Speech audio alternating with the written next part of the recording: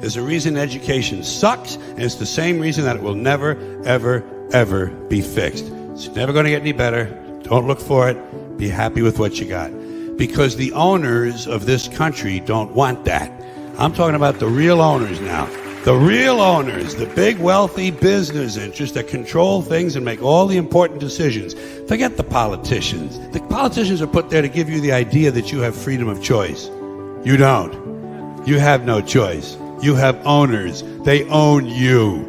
They own everything. They own all the important land. They own and control the corporations. They've long since bought and paid for the Senate, the Congress, the state houses, the city halls. They got the judges in their back pockets. And they own all the big media companies, so they control just about all of the news and information you get to hear. They got you by the balls.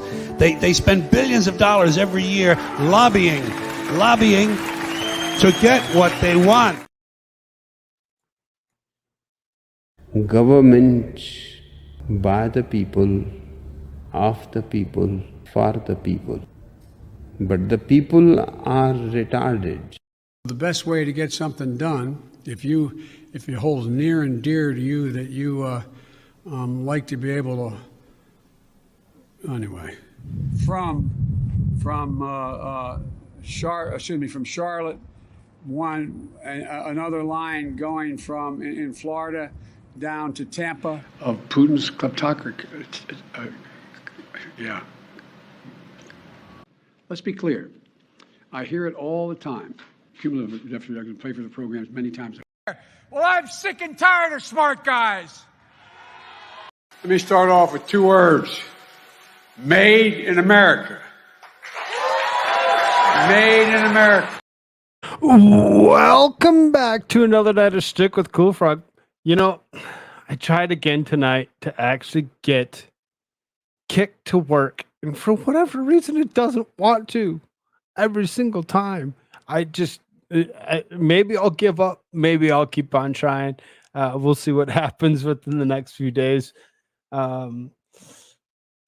Say hi to a couple people here. Looks like Great Liquors sitting over on that Rumble side. What's up, brother? Good to see you. George Carlin was a genius. Absolutely genius. Yes, I agree 1,000 times over. On the YouTube side. Hello, Suzanne. I know that was from like 7 hours ago or 6 hours, so 15 minutes ago or something.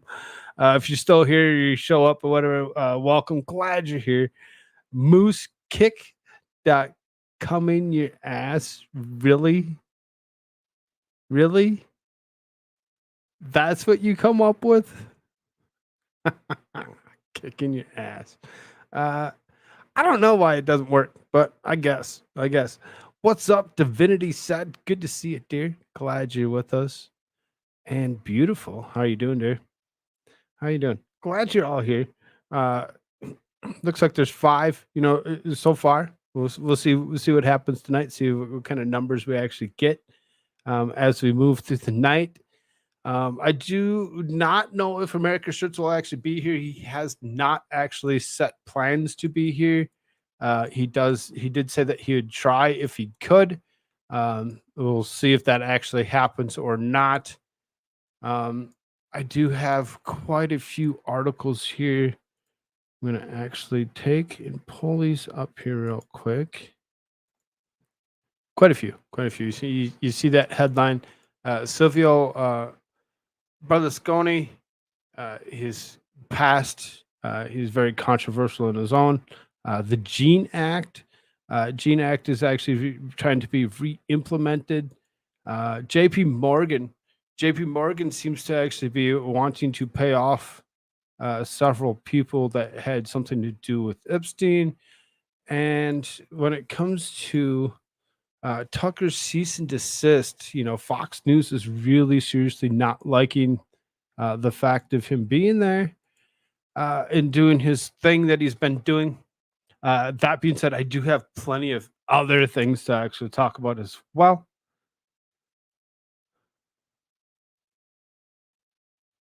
Pants? Question mark? What? I don't know what that. What? You asking for America Shirts? I have no clue where he is. I have no clue. You can chant for him. You can ask for him to show up. The thing is if he shows up, he shows up. He knows that he has the access to actually do that whenever he would like, however he would like, and if we can all just kind of hope and assume that eventually he would show up. Nice, up to 15. Love it. Um, Cough. Yes, yes. Fox. Right. Yep. Faux news at its best, going after the likeness of Tucker Carlson. Howdy, y'all. Yes, Michael Hagan. Good to see you, brother. Um, so, first thing here says this: U.S. draws plans to evacuate Americans from Taiwan. Now, we kind of had a little conversation about Taiwan yesterday, about China going ahead and deciding to actually launch another um, show of air superiority over the area in and around Taiwan. They've been threatening Taiwan for some time now. They believe that the island of Taiwan is actually theirs, and that they shouldn't have to be fighting for it. They should just, cease to exist and just hand over uh, themselves to the CCP to let the CCP do what they want. I'm really not for that. I'm really not against that. I really don't know how I really feel about it, other than the fact that I wish that the U.S. would stay out of it. And as you can see, this is U.S. draws plans to evacuate Americans from Taiwan. It really seriously seems as we may actually be looking at the same thing and just be like, nope, go ahead, do your thing. We're going to see our way out, maybe, potentially. I stand with Winnie for social credit reasons. Aha. Sure you do. You like Winnie the Pooh, do you? Xi Jinping. Worthless. Worthless. Discussions about pulling U.S. citizens from the disputed island have heated up in recent months, an intelligence official has said. Amid rising tensions in China, the U.S. is preparing evacuation plans for the citizens of Taiwan. For its citizens of Taiwan. So, not the citizens of Taiwan, just the U.S. citizens that are living in Taiwan. The messenger reported on Monday, should a conflict break out on the island, tens of thousands of Americans could become trapped. The planning process has been underway for at least 6 months, but has heated up over the past 2 months or so, a senior U.S. intelligence official told the news site. The official added that a heightened level of tension had driven the preparations. This is RT that we're actually reading here, so kind of, grains of salt with everything you read. Another source said that Russia's military operation in Ukraine had forced the U.S. to consider its arrangements in Taiwan, which would likely be the flashpoint for any confrontation between the U.S. and China. The U.S. evacuated most of its embassy staff from Kyiv 2 weeks before Russian troops entered Ukraine, after warning American citizens for several months to leave the country by commercial means. The U.S. State Department has not warned Americans against traveling to Taiwan and currently designates the island with the lowest of its 4 travel advisory levels, according to the messenger's source. Drawing up of the evacuation plans is being kept quiet because it is a sensitive subject for the Taiwanese government. Of course, it's a sensitive subject for the Taiwanese government because if the second that most of these U.S. citizens that are there conducting business go away, they no longer potentially have some of the means of protection that could potentially come along with those U.S. citizens. Michael Hagan says, I'd like RT. Some people do. Some people do. Some people don't like it. As you can see, Divinity says RT. It's trash media. It's really dependent on, that's why I say grains of salt with everything that you actually, read, regardless to where it comes from, whether it's from here or from, Epic Times or anything else. You really have to seriously still think about it and actually kind of consume it, lightly. While the State Department did not comment on the report, a department official said that the secrecy was not unusual, as even talking about an evacuation plan starts people thinking something may be going on, even if it's just prudent planning. As of 2019, more than 80,000 Americans are living in Taiwan. Geographical 80,000 Americans. We're going to evacuate all of them, all 80,000 of them. Plus, because that's 2019, so potentially there's more. Potentially there's less. We really don't know exactly what the current status of how many American citizens are actually in Taiwan, but that's an awful lot of people. Nice little city in itself. Geographical factors would make evacuating these people difficult, one source said, explaining that many points on the island are connected by single routes passing through tunnels that evacuation vessels would have to weave their way through military fleets steaming toward Taiwan. U.S. President Joe Biden's administration has adopted an increasingly hostile stance towards Beijing since 2021, repeatedly labeling China as America's top competitor while expanding U.S. military activity in the region, which was not bring up Donald Trump, because anything that has anything to do with Trump is wrong.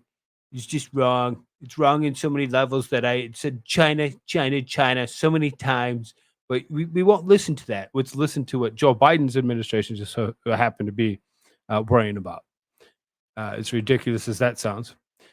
In addition to signing new military and economic agreements with Asian allies, the president has sent U.S. warships through the Taiwan Strait on a near monthly basis since taking office. China considers these so-called freedom of navigation exercises to be provocations and typically responds with military drills of its own.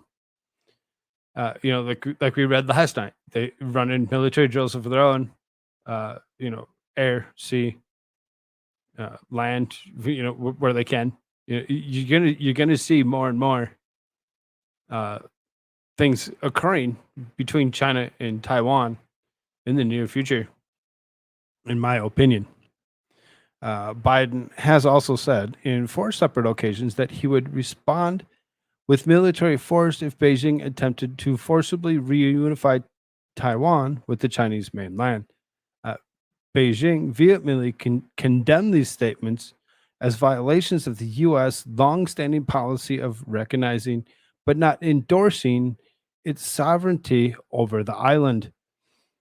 So over the last few years, whatever, we've actually sent a couple different members of the House, Speaker Pelosi and McCarthy this year. We've actually sent them, to Taiwan to actually go in, and they've each been threatened to not actually go there. They don't, China really doesn't want us being there at all. Like Frog said, it's a grain of salt. I do that with everything. Yes, exactly. Everything that you read, regardless to what you're reading, you can't take it. You can't take it for what it actually says. You have to actually think about it and actually be like, well, if this one says this, if I go to a different site and actually read their stuff and they say something slightly different, I might be able to actually take out some of the stuff that they actually say, but the stuff that's repeated between the two might be the stuff that we should actually pay attention to. It's scary and disturbing to actually think that 80,000 Americans may actually attempt to actually leave that area. We don't know for sure if or when that's going to actually happen. We'll still pay attention and see if what does come of that. Mad Core Mofo, what is up, brother? Good to see you. Glad you're here. I'm glad you're here. What's up, Space Power Monkey? I see you over there on that Rumble side. Or if you have testicles, you're planning to move to Taiwan. That might be kind of counterproductive to what they're actually trying to say here, but hey, man, more power to you. I know you got some testicles that you like to actually say you have. So if you got them testicles and you feel it's so, let's go. Have some fun with that. What's up, 357? Good to see you, man. Good to see you. Awesome. I'm glad that you're here. Says I'm here for the frog. Awesome. Thank you. Thank you. Thank you for being here. Again, that was an RT article saying that 80,000 United States citizens may be looking at being evacuated potentially here in the near future. We'll kind of move on here. Pakistan, Pakistan's is been going against the U.S. dollar for a while. This isn't something new. Only if you feel, but Americans have long history of being privateers, flying tigers in China. Yeah, I get you. I get you, man. That's what I say. Everything that we actually read, we got to take with a grain of salt because you just never know how many of those 80,000 Americans are just going to be like, well, I don't want to go back to the United States mainland, so I'm going to sit here and I'm going to fight for you and do what I can. Give me one of those kamikaze planes and we'll just go fly in there and do whatever we need to do to actually, protect their home. It is where they're living. They can consider it their home as much as they wish. Pakistan paying for Russian oil in yen. We knew this was a thing. This wasn't anything that's really like spectacularly new. We've actually heard of the yen actually becoming the superior money around the world as opposed to the US dollar that it had always been for the longest time. For him to actually go ahead and pay for the Russian oil in yen is kind of like, here you go, punch you right in the gut, United States. You're done. It's going to just take our US dollar and it's going to sink it even further. Be ready for increase in prices in almost anything and everything when it comes down to it, because countries like to do this. They want to actually say, well, yeah, let's fight for the number one spot. And right now, the United States is nowhere near that number one spot. Pakistan has paid for the first shipment of crude oil from Russia in Chinese yen. Reuters reported on Monday, citing Pakistani Petroleum Minister Masadiq Malik. The cargo was delivered to Karachi port thanks to the deal struck by Russia and Pakistan in January. The first order under the deal was placed in April. Malik did not disclose any of the details on the price of the discounts applied to the purchase. According to the outlet, the transaction in yen represents a significant shift in Pakistan's US dollar-dominated export payment policy. Russia signed the oil deal with Pakistan as part of a drive to diversify its export avenues after it was slapped with a collective ban by the EU, the G7, and their allies in December, along with the price cap of about $60 per barrel. Moscow redirected its oil flows to countries such as India and China and negotiated payment settlements in currencies other than the US dollar due to sanctions, which effectively cut Moscow off from the Western financial system. According to previous reports, Pakistan had agreed per barrel price to be around $50 to $52 per Russian crude, or for Russian crude. Last year, the country imported 154,000 barrels of oil per day, with roughly 80% of the supplies coming from Saudi Arabia. The UAE and other Gulf nations' energy imports account for most of the Pakistan's external payments. The hope is that discounted Russian crude will help stabilize oil prices in the country, which is facing high external debt, a weak local currency, and critically low foreign exchange reserves.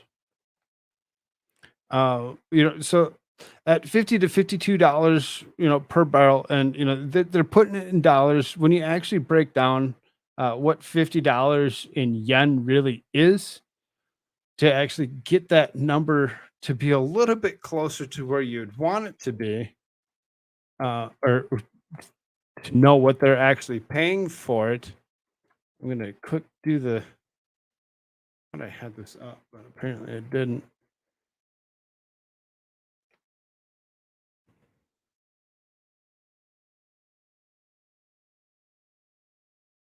So we're gonna look that up real quick. $50 in yen is about 358 Chinese yen for $50 here in the States. That's to them might be fairly inexpensive to compared to where the $60 may have been that we were actually expected it to be at, which would be closer to about $430. Uh, that's quite a, or I'm sorry, 430 yen. That's quite a significant difference when you actually think about it. In one sense, these chips are ultimately empower the means of our enslavement at home in China's hands will boost the military development. Ultimately, any blow to AI seems like a net positive. Yeah, sure. Maybe. Kind of want to hop on this frog in about 20 minutes just for different take 99% some same though. What? Okay. I'm not sure where you're trying to go with that, but okay. Yo, what's up, Jimmy? Good to see you. Mostly peaceful riot in Denver. It's just a group of people that are excited that they won something. They're just excited that they won something. It's nothing massive, nothing like, oh my God, we need to cover this right now. It's not that. It's they won. They won the NBA, finals is pretty much what it comes down to. It's to me kind of yay.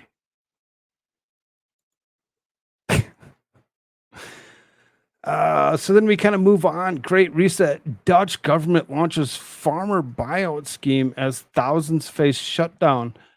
So we've watched the Dutch actually go ahead and actually be tortured when it comes to the farmers or whatever. When it they've been telling them that they've wanted them shut down production in most farms for the quite some time.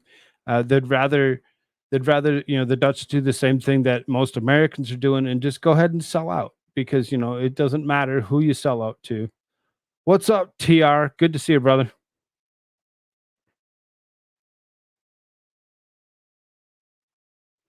The Dutch government launched its long anticipated Great Reset style farmer buyout scheme on Monday, which could potentially see upwards of about 10,000 farms shut down forever and fall in line with the green agenda of the European Union.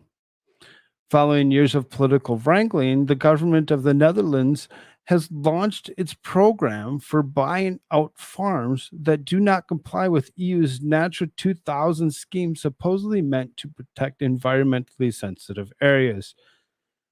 The buyout program will initially impact approximately 3,000 privately owned farms, which are deemed to emit too much nitrogen. Starting next month, farmers will be able to apply for a buyout, which will be set for 120% of the farm's value. In addition to the top nitrogen emitters, the government will also offer buyouts for dairy, pig, and poultry farmers to shut down in exchange for the payout of 100% of their farm's value. It is expected that some 8,000 farmers will be eligible for the second scheme, Dutch public broadcaster NOS reports. In total, the government has allocated 1.4 billion euros to cover the two programs. The buyout scheme, which will last until next April, will remain voluntary for now. However, the Dutch government has previously suggested that if uptake is not high enough, it may be forced to impose mandatory buyouts. So, as opposed to just saying, if you want to keep your farm, it's okay, keep your farm, but we want you to actually sell it. If you don't want to sell it, and enough people go along with you and say, no, we're not selling, eventually we're just going to take it from you. We're going to take it from you, and we're going to actually, starve out the population as much as we possibly can and force them to eat the bugs. The move to shut down potentially thousands of farms in the Netherlands, despite the ongoing food crisis, could have a significant impact further afield given the country's status in Europe's largest exporter of meat and one of the largest dairy exports in the world. Oh, we don't have to worry about the meat. We don't need to worry about the dairy. It's all good. Don't worry about it. It sounds kind of disturbing when you're actually going after the top producers, top exporters of such things. It's really scary to actually think that they're fine with this walking in there and being like, we're just going to take this from you. We're going to take it from you because you refuse to sell it. Kind of like a scheme of, either you sell it to me. If you don't, you're going to be hurting later because we're not going to give you money when we take it. We're just going to take it. There has been widespread rejection of the government's green agenda. However, with farmers launching large-scale tractor protests across the country over the past 2 years, which have shut down highways and critical infrastructure, the resentment against the globalist government also saw the populist farmer citizen movement sweep to victory in the Senate and local elections earlier this year, becoming the largest party in the country after previously holding 0 seats. Yet, the neoliberal coalition government of Prime Minister Mark Rutte was able to cobble together enough support to remain in power for some time being. Some farmers have already expressed that they have no intention of participating in the buyout scheme and plan to hold on to their property. One dairy and poultry farmer, Elton Van Ginkel, told the Newsure, however you actually pronounce that, current affairs program, over my dead body. I'll move on, even it's with 2 cows. Another farmer from the Gelderland province, the chief target at the scheme, Calverbor Ben Appledorn, said, the sector itself has already reduced 8% nitrogen in recent years despite the lack of policy. We are afraid it will never be enough. Even if we were to reduce nitrogen by half, it's not good enough. By half, you're no longer going to be able to export. You're no longer going to be able to export whatsoever. You're going to be only able to feed your own citizens if potentially possible, which means you're going to lose your butts. You're going to lose your butts, and everybody else that needs those exports, like maybe England and some other countries in and around the near region, might actually feel a large impact from those goods no longer being exported to them or imported to them. He said that the political elites of the hog will only be satisfied when the last farmer is gone, adding, while the rest of the economy can continue to grow, why should we participate in this process? We just have to be offered the right to exist. I mean, and that's all they really want. They want to exist, but you can see, because of the lack of allowing them to exist, what it's actually brought on over the last few years. And we've actually seen some of the stuff that they've done, like spraying manure, lighting things on fire. Mostly peaceful protesting with farmers, armored tank farmers. They've actually had some of these farm tractors actually outlined with armor, and have used those in the past as well, to actually go after the government for what they're trying to do to them. It's coming quick. I mean, we're all going to actually feel the impact. We're all going to feel the impact of these shut down farms, which would reduce exports around the world, and everybody's going to be hungry, and we're all going to eat the bugs, and we're going to be fine with it. We're going to be fine with it. There's nothing that we're going to be able to do otherwise. What's going on here? Sup, Suzanne? Good to see you. Okay, cool enough. Mods here. Yes, a bunch of mods. We still use trains. Think about how old that tech is, but needed.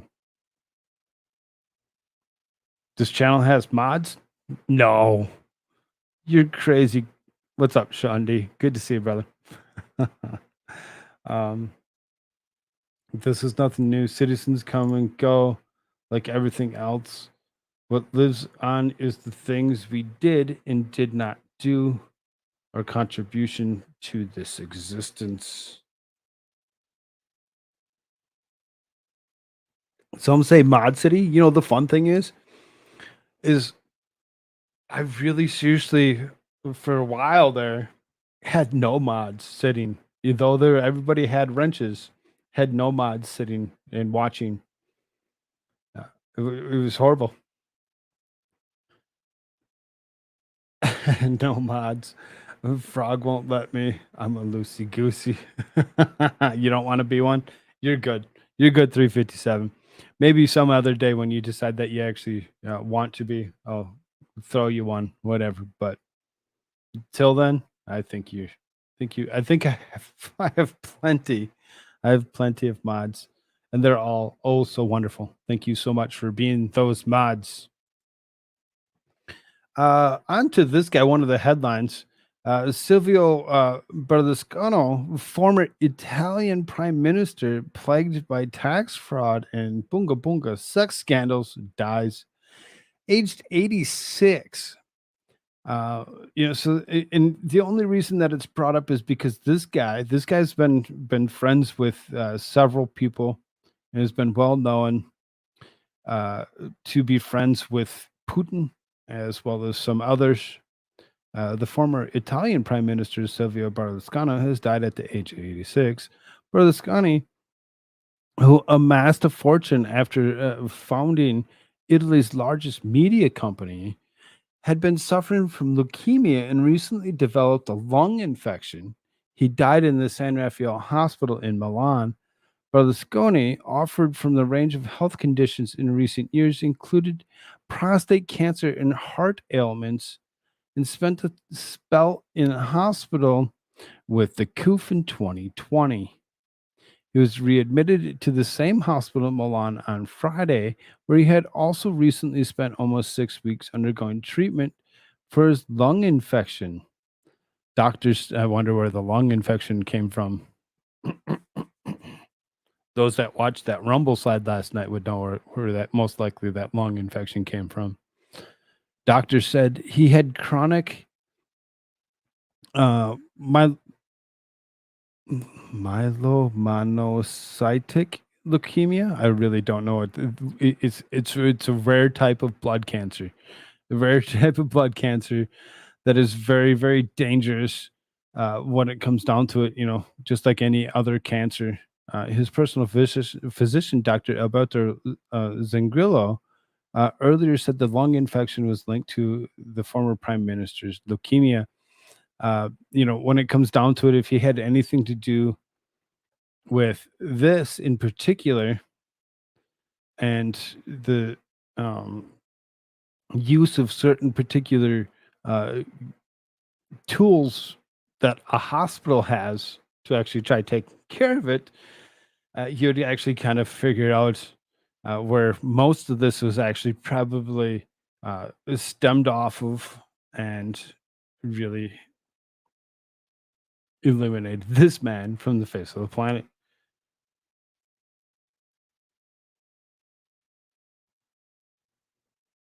Frog laughs at it. I love it. Welcome to the dark side. And yes, Frog, I know you know. I know. Yep, I know.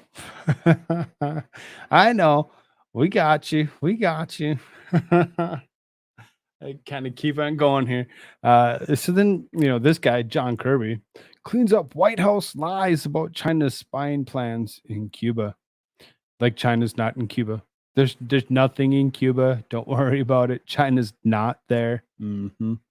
Thank you, John Kirby, for being so clear with us when it comes down to it.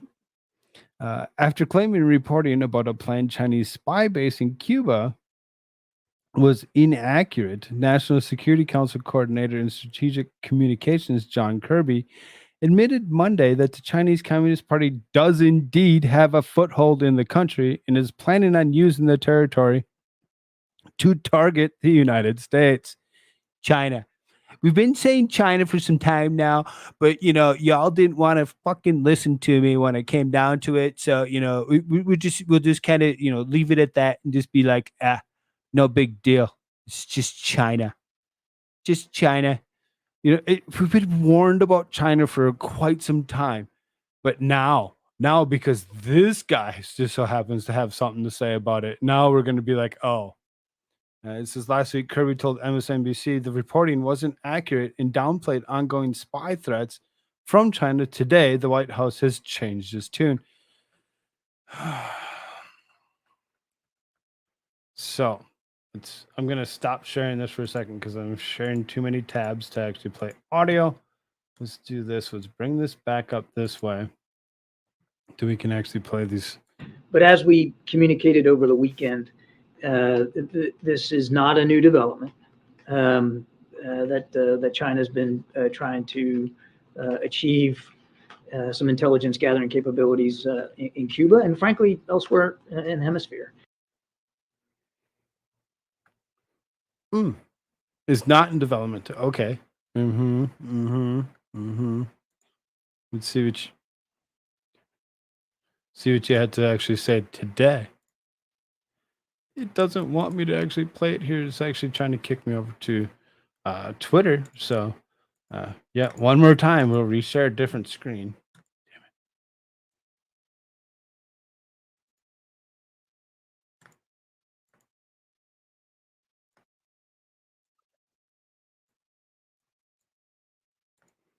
Damn it. There you go.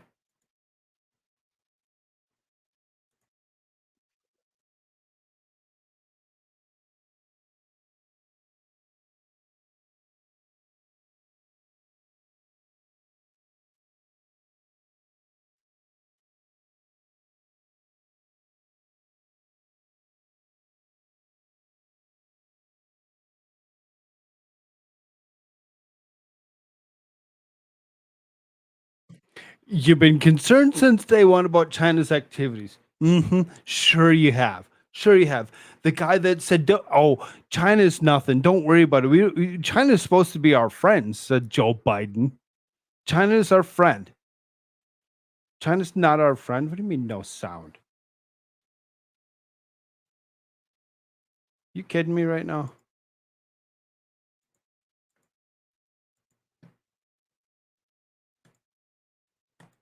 We'll try it. Yeah, one more time then. Here you go. And let's bring it back. China and Cuba have now reached a secret agreement, we are told, for China to establish an That better? electronic facility on the island, which would allow Chinese intelligence services to scoop up electronic communications throughout the southeastern U.S. What is your reaction to this? Look, I've seen that press report. It's not accurate. What I can tell you is that we have been concerned since day one of this administration about China's influence activities around the world, certainly in this hemisphere and in this region. We're watching this very, very closely, and we will, and we have, and will continue.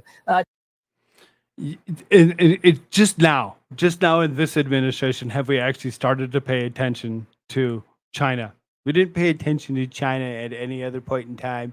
There's zero people that said China, China, China over and over again. Absolutely zero people said that because Orange Man bad is the easiest way to actually just go about anything that came out of Trump's administration. We didn't hear him continues to repeat anything to do with China whatsoever. Nope. To take steps to mitigate any potential threat that those activities might pose so that we can make sure, and we're positive, that we can continue to defend this nation. You're saying it's not accurate that they're planning this? I'm saying we've seen the report. It's not accurate. We're focused on making sure that we can mitigate any threats from China in the region. Not to mention the tiger.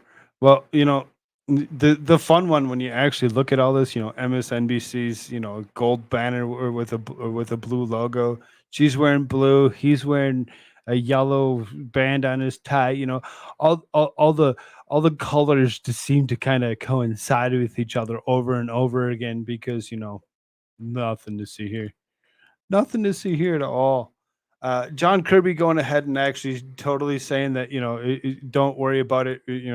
Don't worry about it at all. Had nothing to do with anything. At the beginning to only say, well, we've been actually saying it since day one. Lying to the people over and over again is ridiculous and disgusting in itself. I'm really kind of not liking my current thing here. It's bugging me. Gotta move some things. There you go. Last week, Kirby told MSNBC that reporting wasn't accurate and downplayed the ongoing spy threats from China. Today, the White House changed its tune, which we just listened to. Says, when confronted with the White House response to the story of downplaying or of reporting, Kirby claimed he was being as forthcoming as possible with the truth and blasted people within the government who shared the information about the spy facility with reporters. When asked uh, about this or whatever from reporters over and over again, every single time that anyone would bring up anything to do with that, they would actually shut him down, or he would shut them down, whatever, and actually tell them that they need to stop and not worry about it. That China has nothing to do with anything, and we should never worry about it. We should never even worry about it. It's nothing that we need to worry our little sweet little minds with at all. No reason whatsoever. We'll go back to doing this. So, I seen at one time 19, 18. 18 seems to be that sweet number.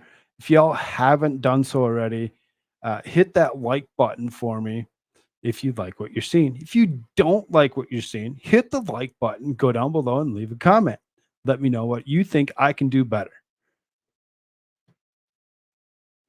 Clumsy popping in to give a like and say hello. I hope your night goes well. Thank you, Clumsy.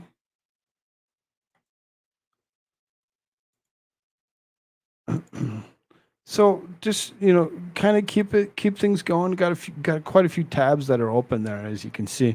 This is the Marine Corps is waging civil war with a secretive group of retired officers over the service's future.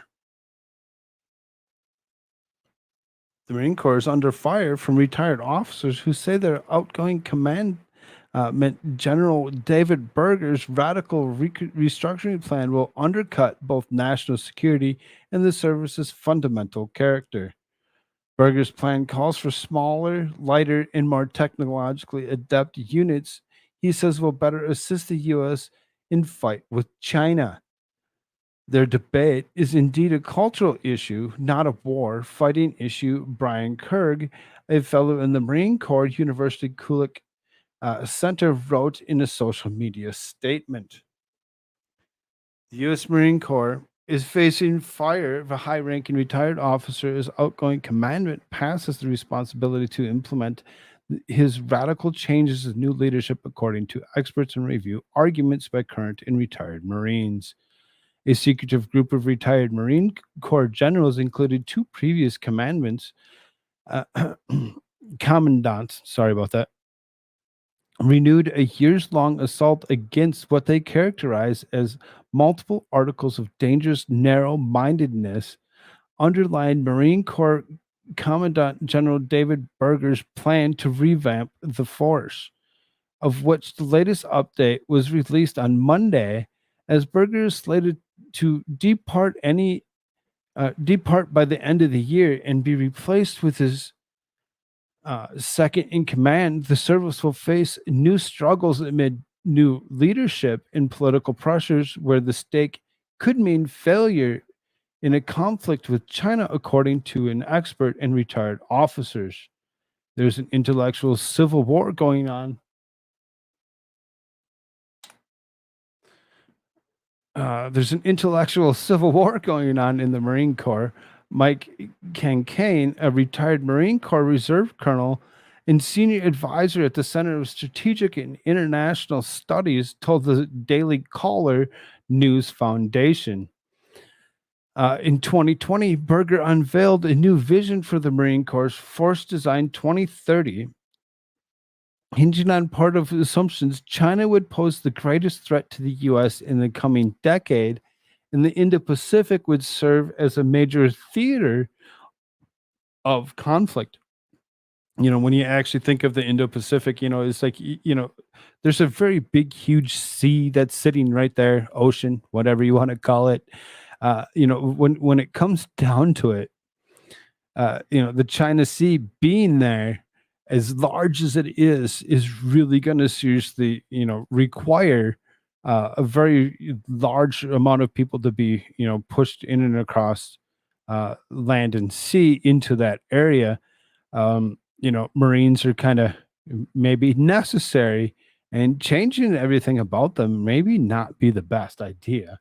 Maybe not. Opponents said that the plan risked national security by limiting the force's ability to address different kinds of threats worldwide, violating protocol and undermining the Marine Corps' ethos. Aware of the mounting information campaign against FD30, Berger shaped the 2023 update to address some of those concerns. The first 2 pages of the update seek to refute the general's criticisms, portraying FD 2030 as global combined arms force in readiness, Kankane told the DCNF. In December, retired generals, part of mostly anonymous group that goes by Chowder 2, in reference to the 1946 Chowder Society that saved the Marine Corps from extinction, published a series of articles in the National Interest detailing their opposition to FD 2030. It's unclear exactly how many members Chowder 2 has, but they include former Commandants General James Amos and General Charles Krulak. The retired generals want to be more traditional design that applies globally and uses combined arms, whereas FD 2030 is targeted at the Western Pacific and China and centers around missile units. Berger ditched all the service's tanks, its maneuver element, and slashed the number of infantry, marines, and artillery units to fund experimentation and investment in the island, defending stand-in forces and expeditionary advance-based operations, according to the CSIS analysis. That means it will be less suited to conduct simultaneous infantry, artillery, armor, and close air support operations.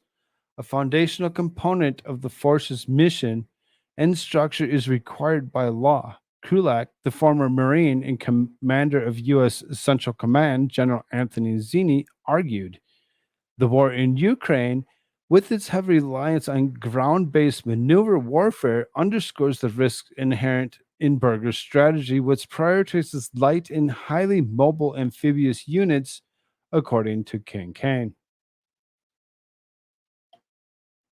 which would most likely help him in the China Sea when it comes down to it. It really sounds like they're actually trying to change too much too fast, and that might actually be a downfall for them. That might actually be something that's not healthy for the U.S. in the long run. However, under FD30, the Corps will be returning to the maritime routes and following guidance from the military commander-in-chief.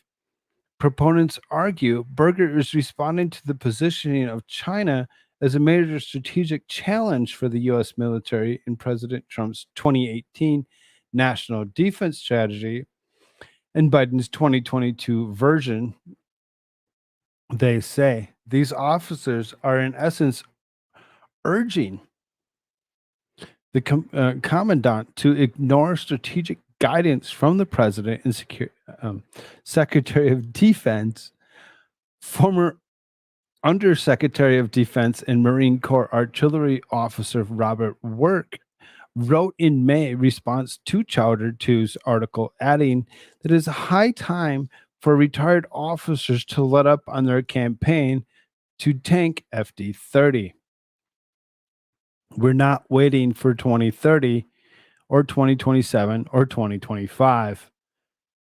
Your Marines are ready to handle any crises today. The promotion of video for 2023 FD-30 update states the 2023 update does not implement major changes, instead announcing that the Marine Corps has completed the divest stage and is ready to double down on its investing.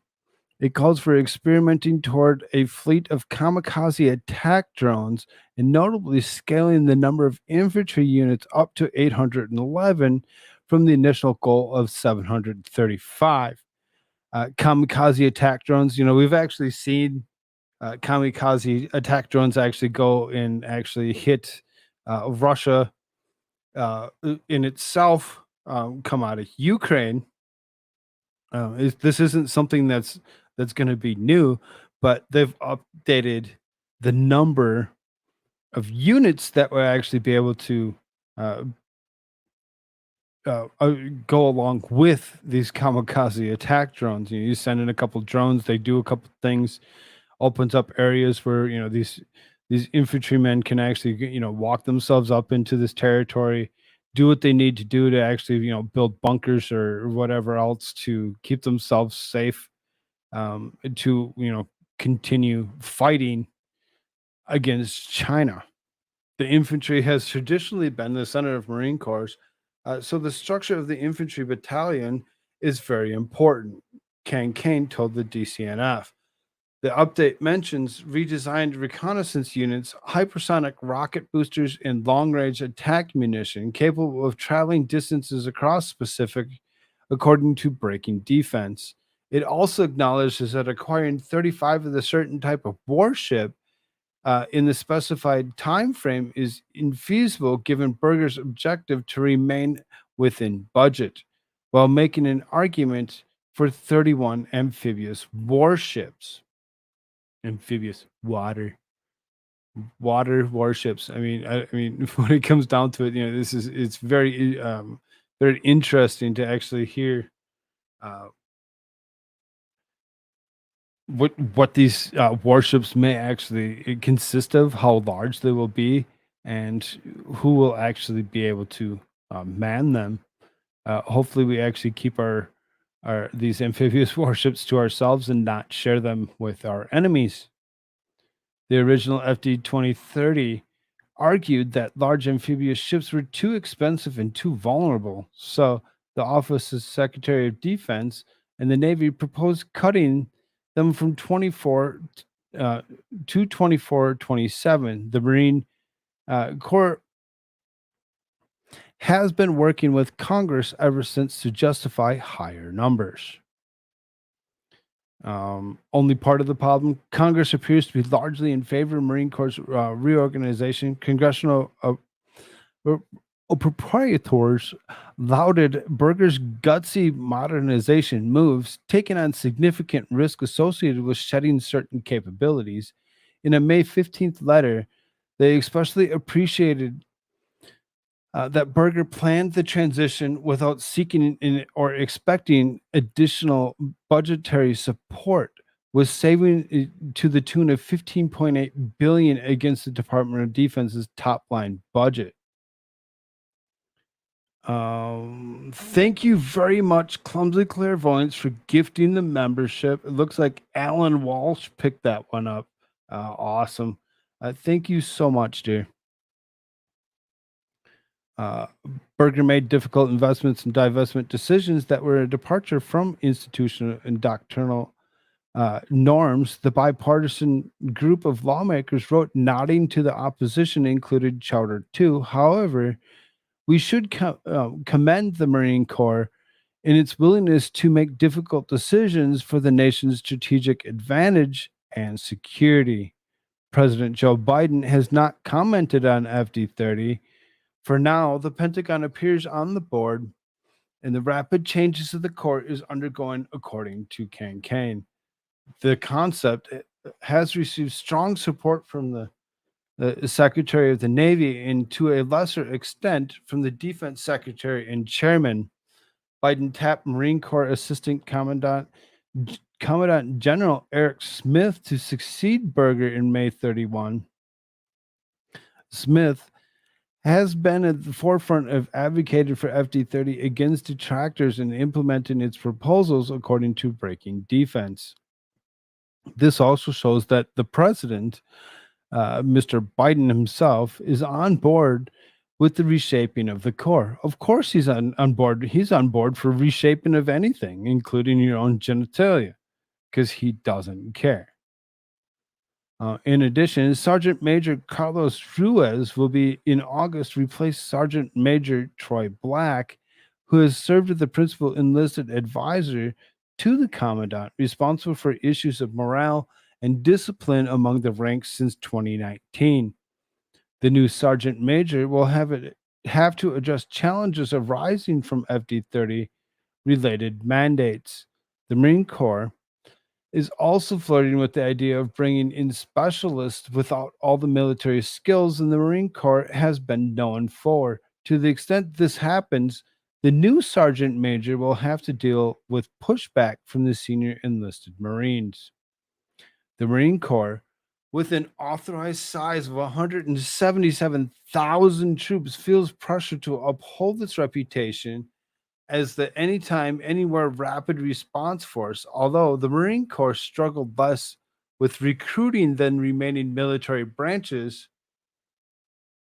bringing on 28,608 active duty enlisted personnel and 1,592 active duty officers in fiscal year 2022, just above goals. It foresees difficult recruiting challenges according to the Marine Corps Times. FD 2030 is only part of the problem.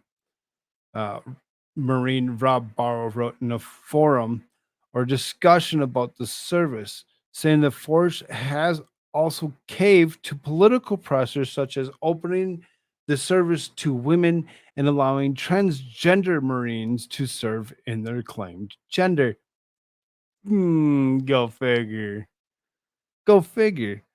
I mean, I say, all right, fine. If that's what you want to do, you want to actually become a Marine, and as that, to the front of the line.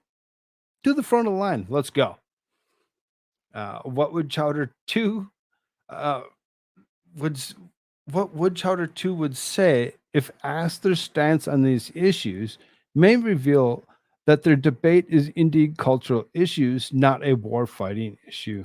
Brian Kirk, a fellow at the Marine Corps University Kulik Center, wrote in a social media statement. All of that, it really seriously seems as though the Marine Corps is going to actually be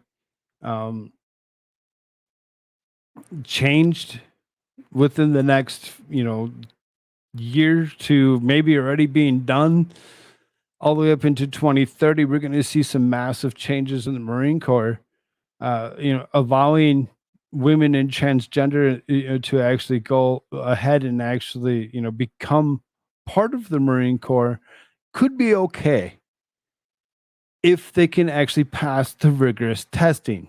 You don't get to fudge the testing and turn the testing down just a little bit because, we're going to actually go along to make sure that they can actually test through this. Testing needs to stay where it's at. If you can't meet their standards, you don't get to become a Marine. You don't get special standards because you're a woman. You don't get special transgender standards either. That's not how it works. There's a standard, and that's what they should go by. That standard and that standard alone. Real quick, thank you, Rabbit, for the gifted membership. Looks like Inya Mers actually picked that up. Congratulations, Inya. Thank you again, Rabbit. Thank you. 26 watching. Wow. Thank you also very much for being here. Please smash that like button for me. If you like what you're seeing. If you don't like what you're seeing, smash the like button, leave a comment. Let me know what you actually think I could do better.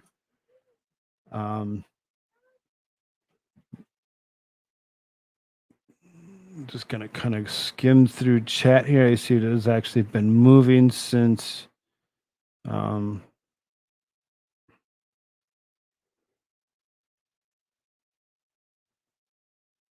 cruise missiles with GoPros. That could be fun. That could be fun.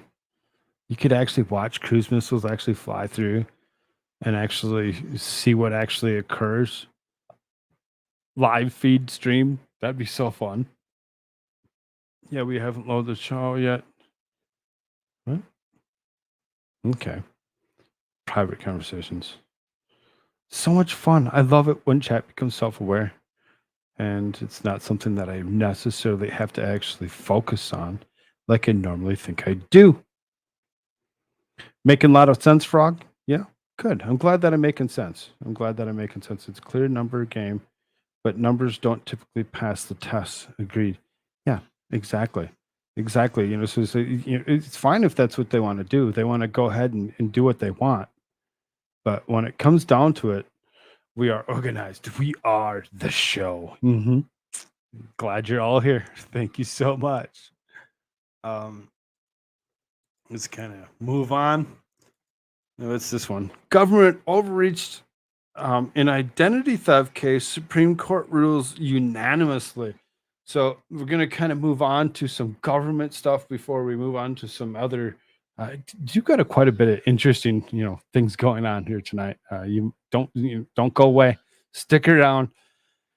We'll get to those. So, from the Epoch Times, the Supreme Court limited the reach of the Federal Identity Theft Penalty Enhancement Act, unanimously rebuffing the Biden administration's efforts to prosecute a man already convicted of Medicaid fraud with a separate charge of aggravated identity theft arising out of the same fraud case. The 9-0 opinion in Dubin versus United States was issued on June 8th and authored by Justice Sonia Sotomayor. Justice Neil Gorsuch filed a concurring opinion. The Identity Theft Penalty Enhancement Act mandates a 2-year prison sentence for violations. When then President George W. Bush signed the law in 2004, he said it established the federal offense of aggravated identity theft to ensure that someone convicted of that crime would receive jail time for stealing a person's good name. These punishments will come on top of any punishment or crime that proceed from identity theft, the 43rd president said at the time. The act, Bush said, raises the standard of conduct from people who have access to personal records through their work at banks, government agencies, insurance companies, and other storehouses of financial data.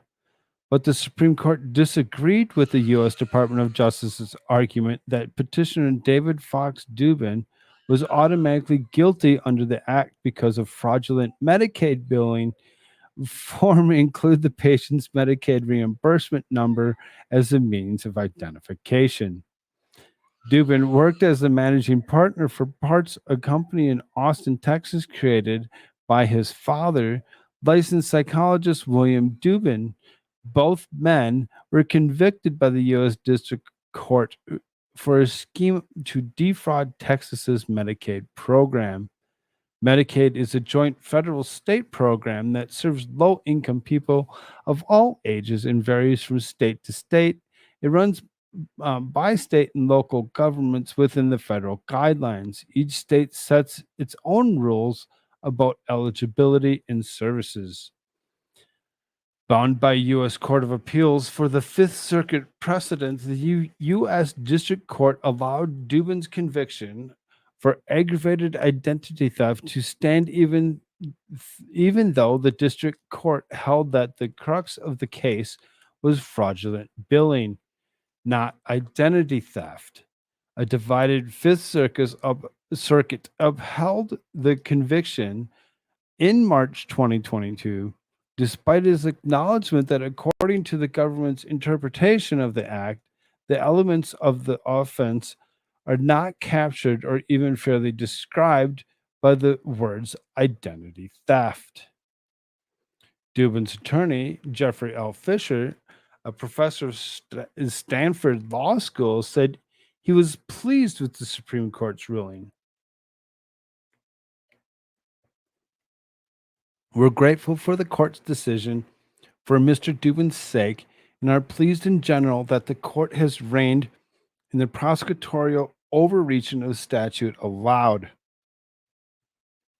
The case goes back to 2013 when David Fox Dubin filed a claim with Medicaid for $540 for services provided to someone identified as patient L.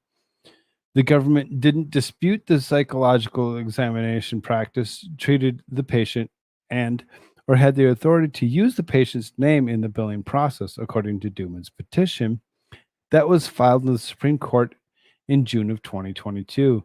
Instead of the government's theory was that the petitioner overbilled Medicaid for the services provided, which was sufficient for a conviction for healthcare fraud. But the government was not content with the conviction. It was indicted the petitioner for aggravated identity theft. The petition stated the government's position was that Dubin violated the identity theft law because he placed patients' L's identifying information on the fraudulent Medicaid claim form. Justices pushed back against the government's argument that they are presented by U.S. Department of Justice Attorney Vivek Suri at the hearing in February 27. Gorsuch was skeptical of the government's far-reaching theory, saying that under it, every time I order salmon at a restaurant and I'm told it's fresh, but it's frozen, and my credit card is run for fresh salmon, that's identity theft. Justice Brett Kavanaugh said there may be a danger of trapping an unwary and increasing the sentence on an unwary person.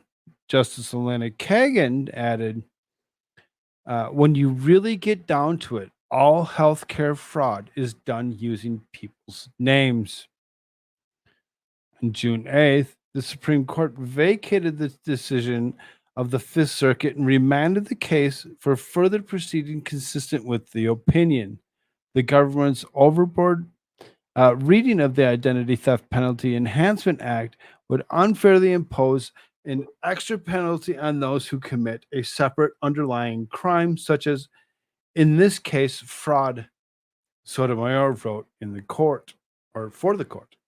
On that sweeping reading, the lawyer who rounds up her hours from 2.9 to 3 and bills her client electronically has committed aggravated identity theft.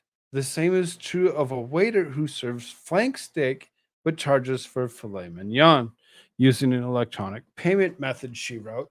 So, really kind of close to, the fresh versus frozen. The text and context of the statute do not support such a boundless interpretation. Gorsuch opened his opinion with the line, "Whoever among you is not an aggravated identity thief, let him cast the first stone." He continued, "The United States came to this court with a view of the act that would affix that unfortunate label to almost every adult American. Every bill splitter who has overcharged a friend using a mobile payment service like Venmo, every contractor who's rounded up a build time by even a few minutes, every college hopeful who has understated his involvement in a high school glee club, all of those individuals in the United States saying engage in conduct that can invite a mandatory 2-year stint in federal prison," which is actually kind of interesting in itself to actually think, if they can actually get something like this to stick, mobile payments like Venmo for simply splitting a bill with a friend, could actually maybe land you a couple years if it was disputed. That could be scary to actually think that something like that could actually come up.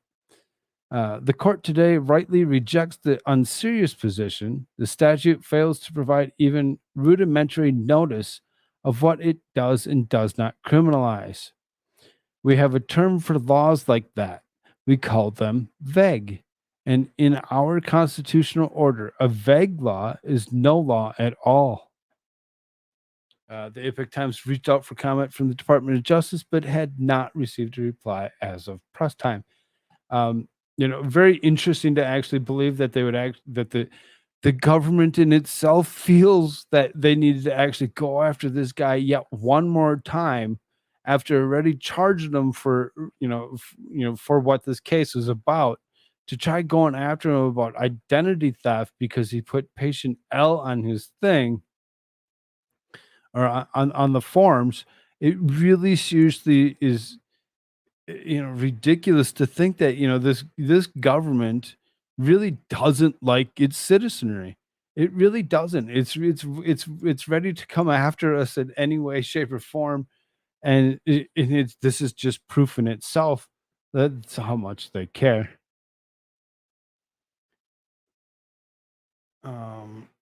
As I'm hearing this, it seems silly to go to that level. Yeah, exactly. Exactly. Federal claim, though. I mean, it's too much. It's like double jeopardy stuff or whatever when it comes down to it. It's just like, oh, we already charged them. Well, we don't think you charged them correctly. Let's indict them and charge them with this. Kind of sounds familiar with kind of what they're doing with the former president of the United States, Donald Trump. Continues to indict him over and over again over something as stupid and ridiculous. Eventually, you're gonna maybe get something to stick, as nothing has yet. What the fuck does fresh and frozen have to do with putting someone else's name on a participation or prescription form? I kind of thought the same thing when I was reading it earlier. As I go through it again, it's just basically saying is if I'm sitting there, you and me, we go sit down as friends to go eat at dinner, and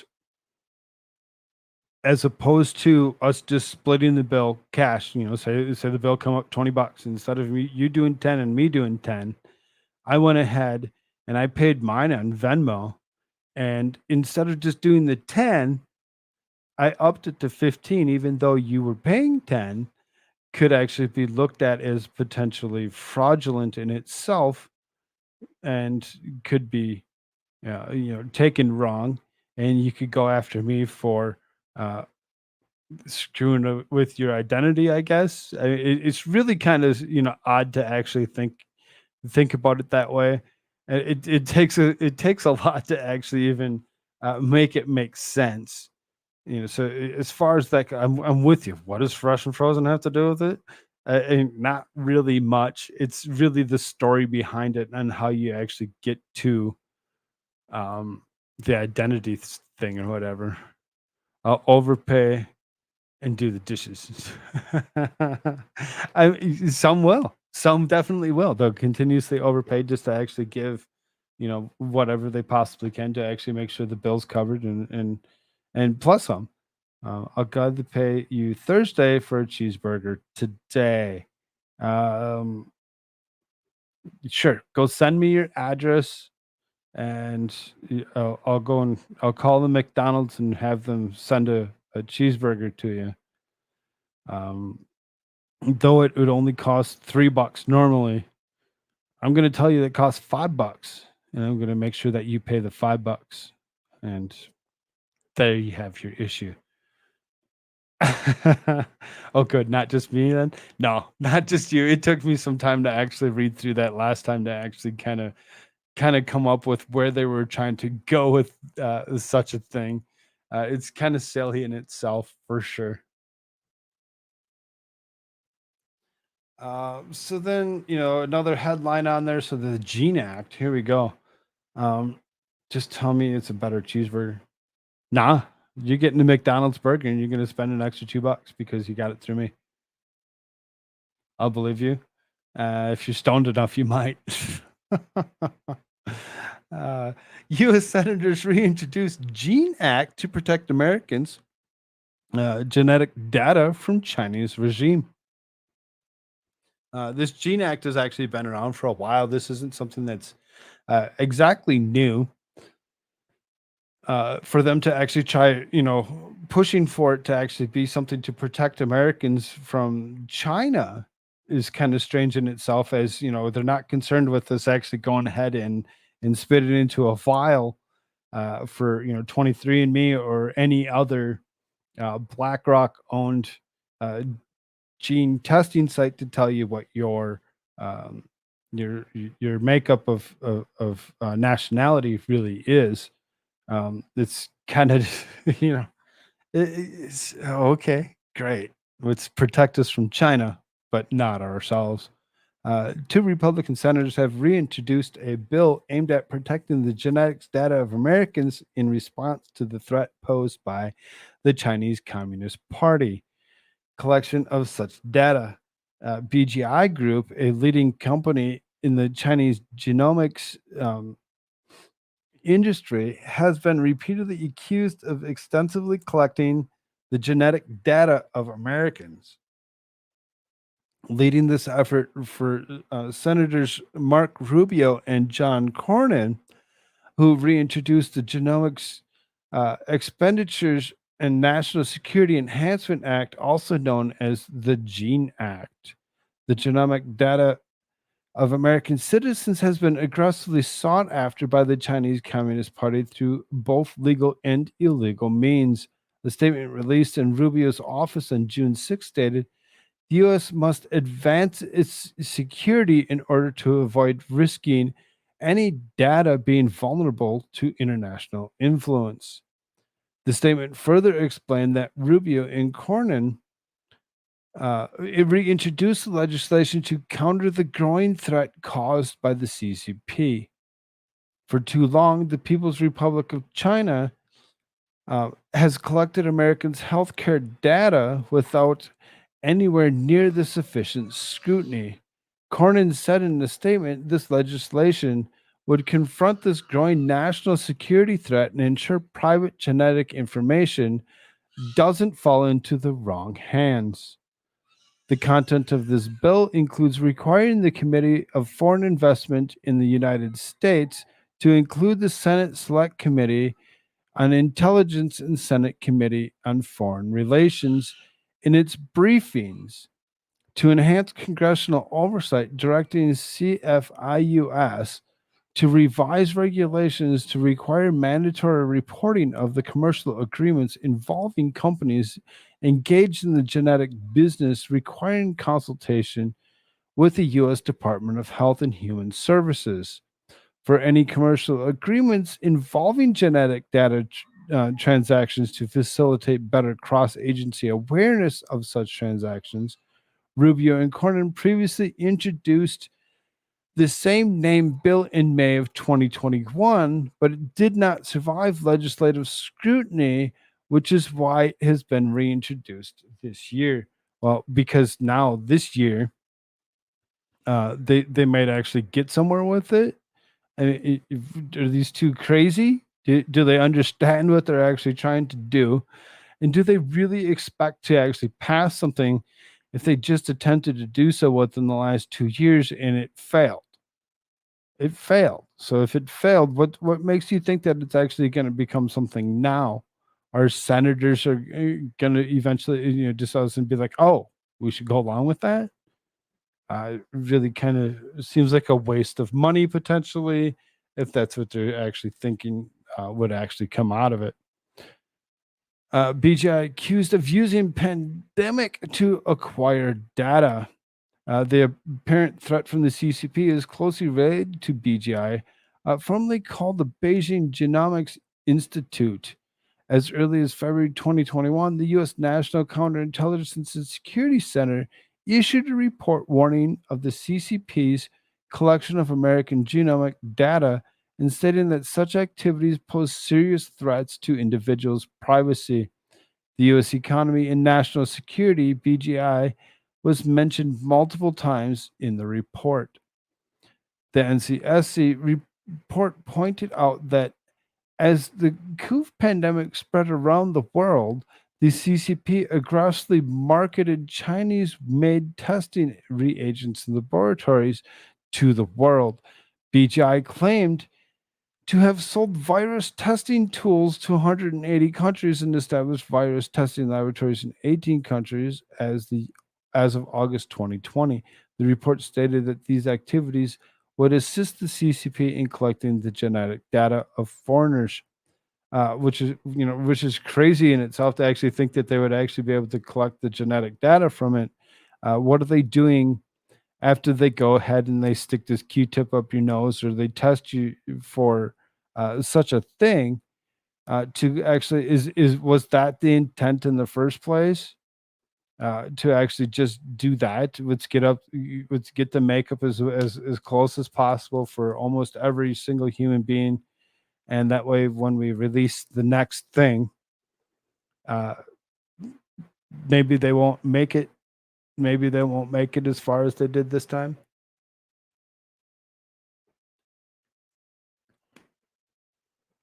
420, for all you that just missed it.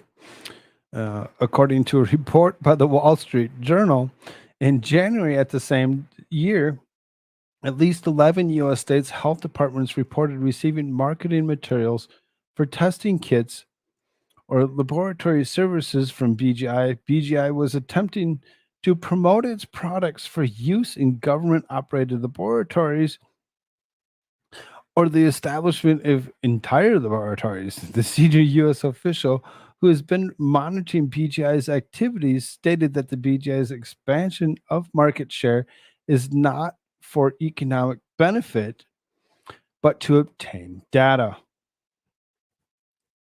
Not for economic benefit, just to obtain data. That's all they wanted. That's all they ever wanted. BGI Group, founded in 1999, headquartered in Shenzhen, China, is often referred to as the Huawei of the Chinese genetic technology industry, according to its. I mean, really, you're gonna reference it is similar to Huawei, which is a trash telephone / any other type of technology producer. You're gonna actually say that technology is similar to Huawei? Great. Sounds wonderful. According to its annual report from 2022, released at the end of March of this year, BGI has influence in over 100 countries worldwide. It collaborates with more than 3,000 overseas medical and research institutions in regions such as Europe and Americas, the Asia Pacific within China. It collaborates with over 2,000 research institutions and more than 2,300 medical institutions.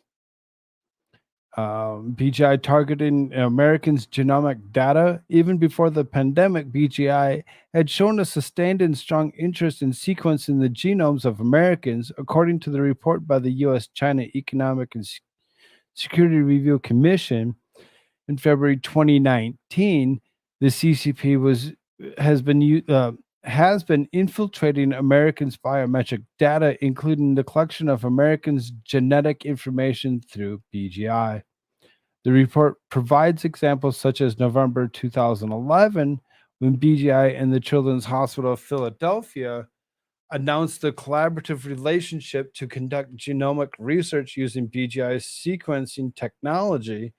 The CHOPS Pediatric Biobank in October 2011, BGI was signed an agreement with the University of California, Davis, to establish a genomics sequencing center on campus and conduct research using the university's biobank. In the same year, BGI collaborated with U.S. medical institutions such as Autism Speaks and Genetic Research. Over the years, BGI has established close connections with the research institutions, hospitals, and influential foundations in the United States. Gaining access to research Americans' genetic data, BGI's Hong Kong laboratories have even obtained certificates for research from the College of American Pathologists in 2015 and 2017, as well as licenses issued by the Centers of Medicare and Medicaid Services and the Centers of Disease Control and Prevention's Critical Licensing Improvement Amendments. CLIA. is a required license for providing clinical services to Americans, while CAP is an optional and reputable industry standard certification. The USCC report indicates that CLIA and CAP certifications open the door to accessing Americans' health data, including genetic information. The USCC believes the BGI may be constructing a genetic database of Americans. BGI's tie with the Chinese military. In January 2021, Reuters conducted an investigation of over 40 public documents and papers and found the BGI was collaborated closely with the Chinese military. According to Reuters, BGI's involvement with the Chinese military includes projects such as reducing altitude sickness in Han Chinese to aid border soldiers in collaboration with Chinese military supercomputer experts. In 2015, BGI and the Academy of Military Medical Science, a Chinese military institution, were granted a patent for low-cost COOF testing. The patent's inventor was BGI's chief infectious disease scientist, Chen Weijun, who has connections with the Academy of Military Medical Sciences. BGI also has collaborations with the National University of Defense Technology in China. In July 2021, Reuters reported again that the prenatal genetic testing technology used by millions of expectant mothers worldwide was developed in corporations between BGI and the Chinese military. The company used to collect genetic data. The report stated that BGI's prenatal testing is the source of the company's genetic data. Over 8 million women globally have used the company's prenatal genetic testing since 2010. The company has published over a dozen joint research papers with the Chinese military on these tests. BGI has denied all of these allegations, and the company has stated its refusal to accept any allegations linking to the Chinese military. BGI also denies the accusations made by U.S. government agencies, asserting that it does not collect patient data. Bullshit. Lie to me. Motivations for collecting genetic information. Do we need to know all their motivations for wanting to collect such a thing? I think most of us, have half a brain where we can probably just assume where they're trying to go with this next. Although BGI has been credentialed to collect genetic information from people worldwide, its purposes for doing this are not fully understood. And they're not going to be fully understood. There's no way you're going to understand that. There's no way. BGI's official website indicates that the company will provide various whole genome synthesis services, including artificially designed DNA sequences and any genes of interest. On December 27, 2017, Wang Zhang, co-founder and chairman of BGI, claimed during the speech in the 2017 Szechuan Entrepreneurs Convention that BGI can chemically synthesize any life. Within the next 5 to 10 years, gene synthesis has reached the industrial level, and BGI has already synthesized viruses, bacteria, and even large organisms like yeast. To actually believe and understand where they're actually going with all this and what they could actually do to the world as they collect all the data that they've been collecting for the better part of 6 years, if not longer. Because I doubt that they just all of a sudden just started doing it in December 27th, 2017. It seems as though this is something that's actually been going on for a while, and they're actually going to do whatever they can to come after you and yours, because elimination of population is really the ultimate goal, right? Already there.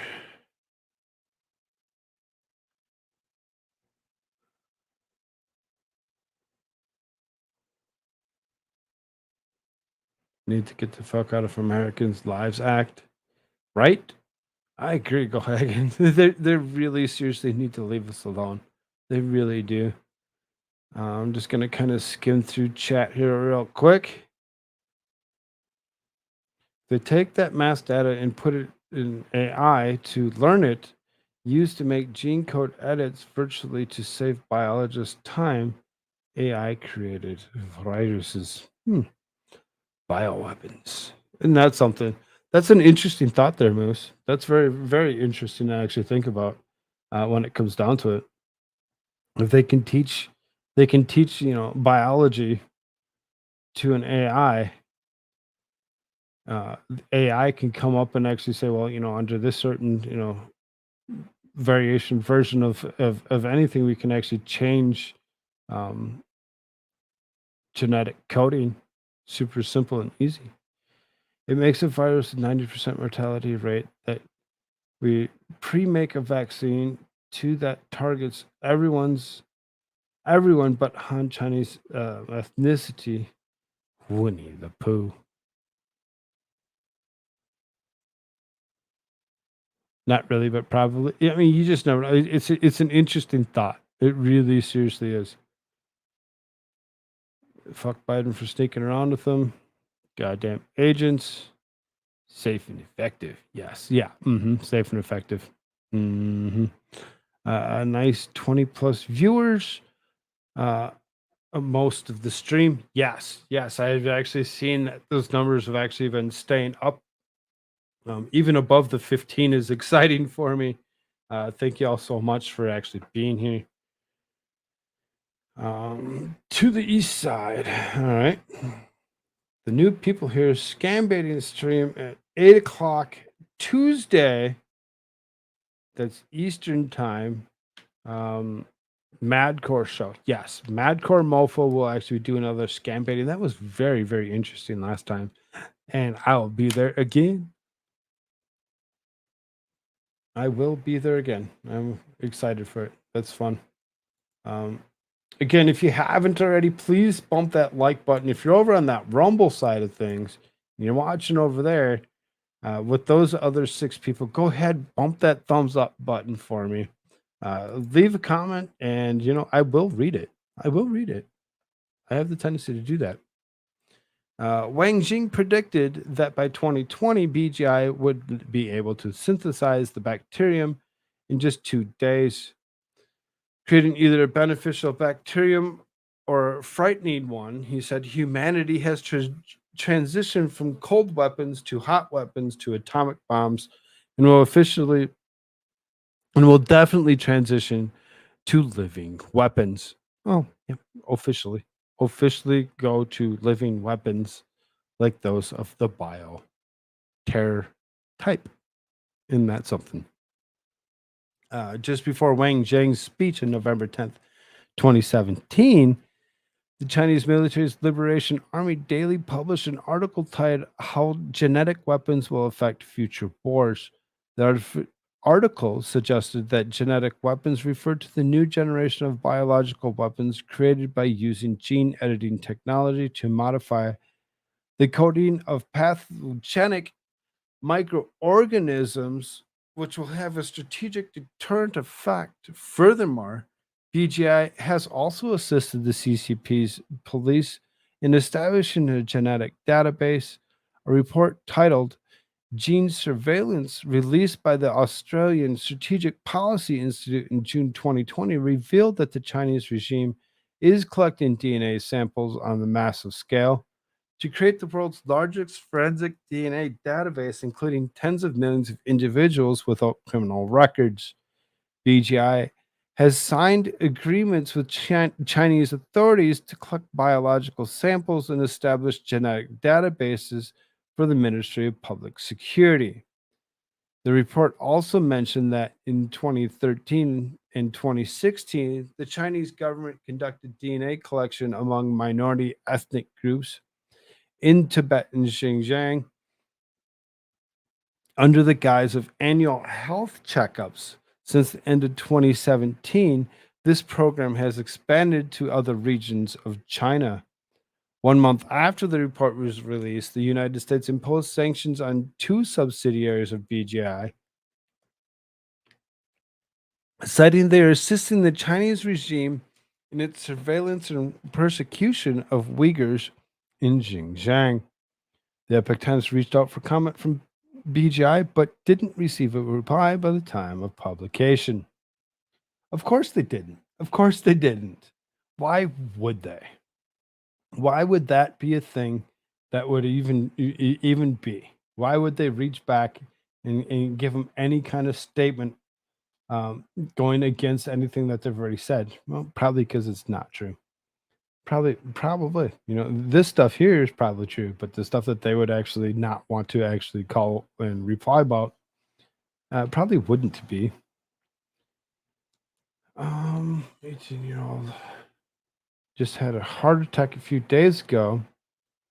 He's doing okay, perfectly normal. Yeah, perfectly normal. Like I believe that. Maybe he's a smoker. Good he survived. Yeah, I mean potentially, but at the same time he's only 18. More and more, heart disease at younger ages has likely been attributed to the likeness of certain particular jabs. Soon we'll see the toddlers, they jabbed showing issues, forcefully inoculated by their parents. Yep. Yes, Mike, good news, still breathing.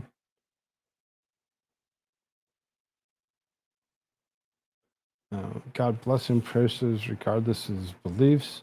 The excess deaths may something is going on, yet governments are mute. Yes. It's very, very sad and disturbing to actually believe that that's actually a thing, and we're just going to kind of glance over it. We will kind of hit on something here eventually. There's this particular person in this tab over here who suddenly passed away. Just suddenly, nothing big. Don't worry about it. So Breitbart News is very interesting in itself. Again, grains of salt. No matter what you read, no matter what you listen to, always think about it and actually come up with your own conclusions. Don't go off of me or anybody else. We're just here to actually give you our opinions to hopefully persuade you or sway you in any way, shape, or form to actually think maybe outside of the box as opposed to how you ever thought about it before. I really don't really care for Mark Levin, but his thought on Trump in the left wanting him to actually potentially decompose in a jail cell is disturbing in itself, to actually think that they're seriously going to continue to push these lies over and over again. During this week's broadcast of FNC's Life, Liberty, and Levin, conservative talk Mark Levin, who described the Department of Justice's prosecution of former President Donald Trump in insurrection, criticized the effort, which he called something out of the Joseph Stalin playbook. Levin said the Biden administration and Democrats want Trump to die in prison. Transcript as follows. Levin: by now, you've heard a lot about this. This is the indictment, the various charges against President Trump in the 49 pages long. There are 38 charges, 37 involving President Trump and 1 against Walt Nauta. He's a Navy vet. And the aide of the President Trump is in here in order to try to pressure him to turn on Donald Trump. That's why they put it in here. Now, some people are very impressed by this. I'm very troubled by this. 37 counts against the former president of the leading Republican nominee. Right now, for the Republican nomination for president, 31 having to deal with the document retention. Why would you pile on 31 counts when it could be 1 count and 3 counts or 5 counts? The answer is They want to put Donald Trump in prison. And as I said last week when I was on Hannity, Donald Trump is 76 years old. Some of these counts are 20 years, 10 years, or 20 or 10 years on them. If they convict him of one count and he is sentenced to a full amount, he will die in prison. That's how out of control Biden and Garland on the back of prosecutors are. Now there are some things missing from all of this, despite all 49 pages of all these witnesses and all these documents. What's missing? Obstruction and false statements. And this, that, and the other, which are born out of the fact that they criminalized his investigation. As I explained earlier, had they not criminalized this investigation, none of this would be an issue. So they lay the foundation of conspiracy to obstruct, and all this sort of thing. But what's missing? Retention of documents. There's not a single syllable in the 49-page, 38-count indictment, 37 against Trump, in a single document being destroyed. Not one. You would think if they had evidence of that, it would be right there in the first charge. Number two, there's not a single syllable in the document alleging that any document was altered. Not one. If there was, and they had evidence to that effect, you'd think that would be in the front. Instead, they're attacking the former president for retaining documents, classified documents, talking about declassified documents. There's not one syllable of evidence in here, and any information under the Espionage Act was passed to any spies, to any enemies for any foreign countries, and not one.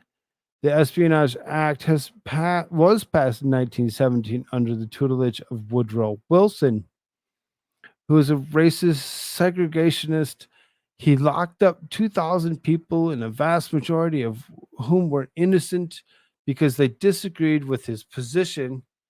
There's something wrong with such a statute. And so this is written for a Democratic jury. And even though the jury will be in Miami, assuming it gets to that point, and it shouldn't, it's going to be filed with Democrats because the most southern part of Florida is filled with Democrats. No, it's not New York, it's not Washington, but it's not Idaho and Utah either. So I want you to keep that in mind. They figured if we can get him on one, the other thing is they have all the resources in the world because they're the government. They are the government. So Donald Trump's lawyers are going to have to take all of this and try to unravel it. That's also one of the reasons they pile on. It's also one of the reasons they had hundreds and hundreds of witnesses, from the janitor to the vice president to the United States. And that's also why they had tens of thousands of documents, because now a private law firm, relatively small firm, is going to have to try and figure out how to unravel what the prosecutor did.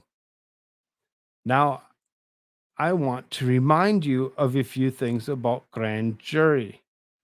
All it takes is a majority of the people in the grand jury, typically up to 23 or so, to vote to indict.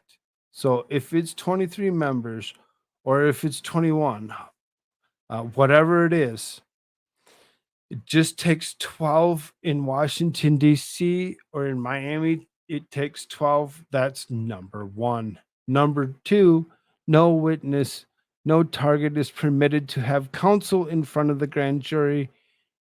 You're there by yourself in front of prosecutors asking questions, and many of them driving an agenda. That's number two.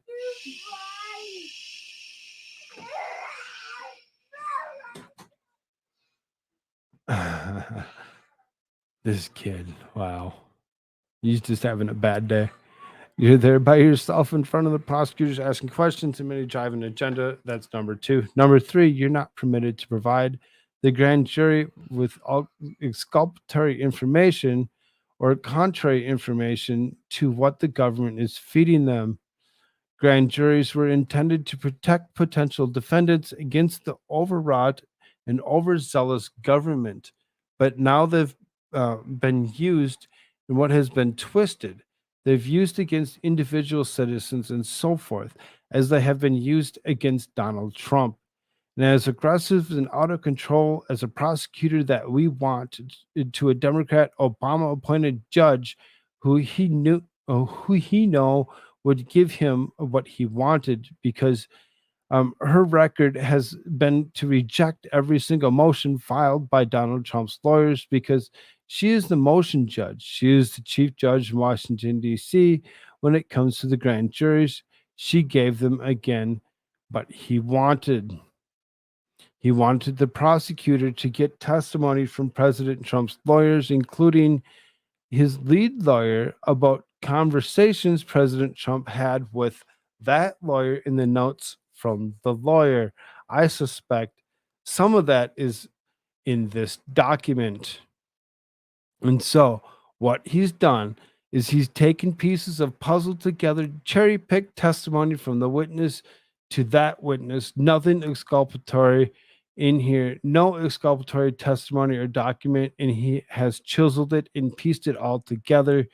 So you are left with a document that says Donald Trump was a grave threat to the country, the way he handled it, the way he handled classified information, and the way he handled documents and so forth, the way he retained them, the way he tried to cover up. He moved to boxes.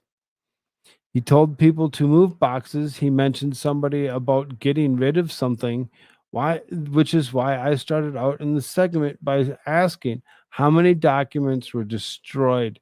There's not an allegation in here that any documents were destroyed, not even one. How many documents were altered or molested? There's not an allegation in here that any were alerted or molested, period. False statements, conspiracy to obstruct and retention of documents, obstruction.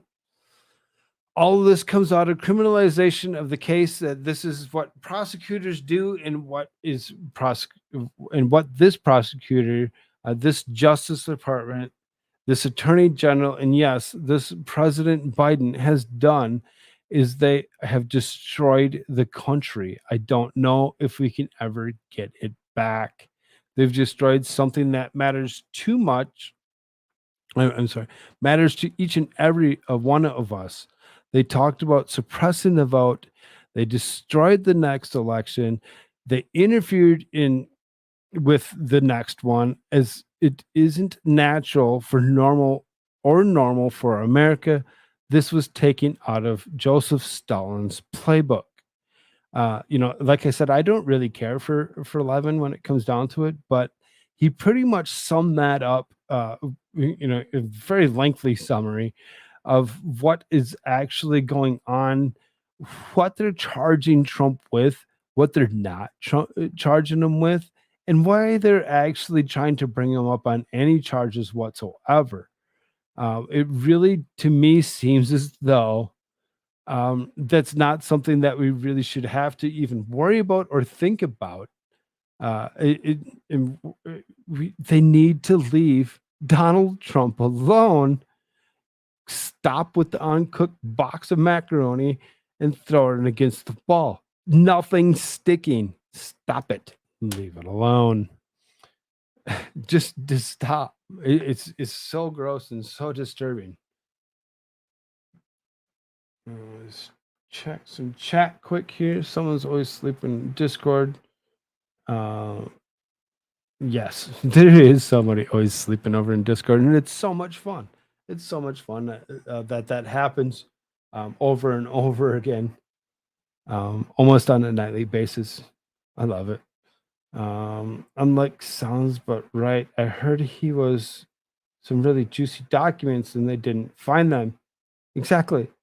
Exactly. They found zero evidence to actually bring him up on something, but they're going to continuously do this to him for no reason whatsoever other than to try uh, winning what's coming up here in 2024.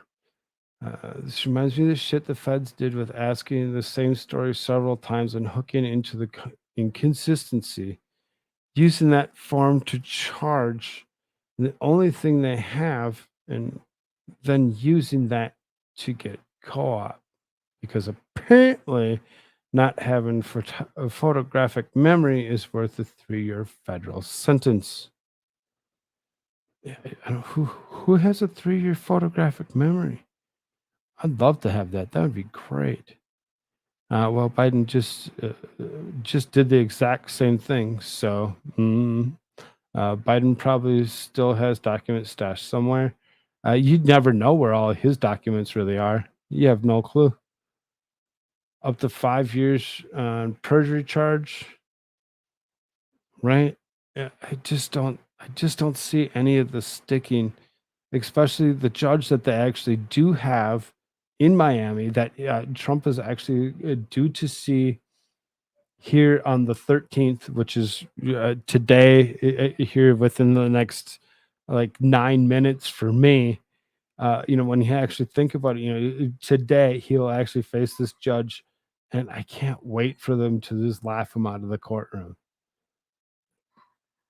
Yep, 357. They both want two-party system to keep going, keeps on bickering and unorganized. Even just third-party competition would screw up what they got going. And it's interesting in itself. There is a third party that's potentially going to come out of this next season here. And anybody that does run for that third party, yeah, it could actually throw a wrench into things if they can actually get themselves to the point of actually being nationally recognized and people actually think about it and write him in, as opposed to going ahead and doing the down ballot Democratic thing or the down ballot Republican thing. And it seems like that happens over and over again, where people don't pay attention to everybody that shows up on their ballots. They just pay attention to what they want. We'll kind of move on a little bit here. Just a little bit. Let's go to the other side of this. Let's go to Biden. Exclusive. Jordan Turner threatened to subpoena Blinken over role in letter undermining Hunter Biden story. Two top Republicans ramped up pressure Monday on Secretary of State Anthony Blinken to provide information about any involvement he had in 51 former intelligence officials publicly casting doubt on the story about Hunter Biden's laptop in the lead up to the 2020 election. Go figure. Reps Jim Jordan and Mike Turner, chairman of Judiciary and Intelligence Committees, respectively, indicated in the letter obtained by Breitbart News that they may resort to subpoenaing Blinken for the requested information, which they first asked for back in April. Blinken's initial response for the chairman had been unresponsive. They wrote, "We received a reply letter from your attorney on May 4th, 2023, which set forth several reasons why you believe you do not need to cooperate and therefore was unresponsive to our request." They wrote, adding that the conclusion of the letter that they may result in compulsory process, i.e., a subpoena, if Blinken does not comply. The chairman are seeking any communications and documents Blinken has related to the ex-official's now debunked statement. Here's the copy of the letter. So you can see the Honorable Anthony Blinken. Dear Secretary Blinken, the Committee of Judiciary and Permanent Select Committee on Intelligence are conducting oversight in federal law enforcement in intelligence matters within our respective jurisdictions. On April 20th, 2023, we wrote to you in your personal capacity, requested in your voluntary cooperation with our oversight and provide documents and information regarding the infamous public statement signed by 51 former intelligence officials that falsely discredited the New York Post story regarding Hunter Biden's laptop and emails as supposed Russian disinformation. We received a reply letter from the attorney on May 4th, 2023, which set forth several reasons why you would believe you do not need to cooperate and therefore was unresponsive to our request. Accordingly, we respectively write and reiterate our request for your voluntary cooperation. Notably, the response letter sent on the behalf did not dispute the central facts at issue that you, while serving as the senior advisor of Biden campaign, contacted Michael Morrell, a former deputy director of the CIA, about the Hunter Biden laptop story, which set in motion the events that led to the issuance of public statement. The latter did not dispute that you emailed Mr. Morrell a USA Today article containing the signature block of Andrew Bates, who served as the time as director of rapid response for the Biden campaign. That also did not dispute evidence obtained by the committees that the Biden campaign chairman thanked Mr. Morrell for organizing the statement. Instead, the response set forth a straw man argument that you did not solicit the letter in question and referring the public statement about Hunter Biden's laptop. We, however, did not allege in our letter that you solicited the statement. As we explained, the committee's oversight revealed how your overreach to Mr. Morrell set in motion the events that led up to the issuance of the public statement. Mr. Morrell testified by the time of the phone call to him, he had not been aware of the New York Post story about Hunter Biden and that your outreach triggered his intention to prepare a public statement. The most logical interference for these facts is the public statement about Hunter Biden's laptop would not have happened if not for your overreach to Mr. Morrell. Although Mr. Morrell denied that the Biden campaign asked him to prepare a statement, the actual record on this point is not as clear as your response letter claims, relying as it does on selective leaks from the committee's minority members. Indeed, Mark Polymeropoulos, who assisted Mr. Morrell in the preparing of the statement, testified in the committees that Mr. Morrell did mention to me that someone of the kind of Biden world had asked about doing this. He elaborated, Morrell said to me that someone from kind of Biden world has asked for this, and he did not tell me who it was or any other kind of details of it. Similarly, James Clapper, former director of national intelligence, testified to the committees that former CIA director John Brennan told him that Anthony Blinken had reached out to Michael Morrell about putting together a public statement. From this testimony, it is clear that our outreach to Mr. Morrell resulted in drafting and issuance of public statement, which had the goal of giving Biden's campaign a talking point to push back on President Trump. During the final presidential campaign, these actions deprived the American people of the opportunity to make a fully informed decision during the 2020 presidential election.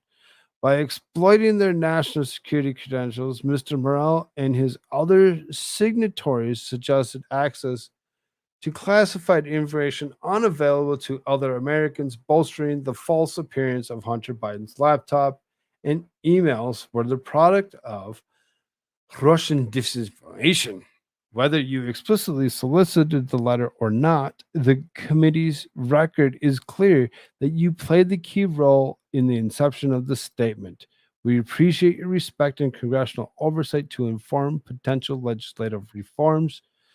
the Supreme Court has recognized that Congress has a broad, indispensable power to conduct oversight, which encompasses inquiries into the administration of existing laws, studies of proposed laws, and surveys in our social, economic, and political system for the purpose of enabling Congress to remedy them.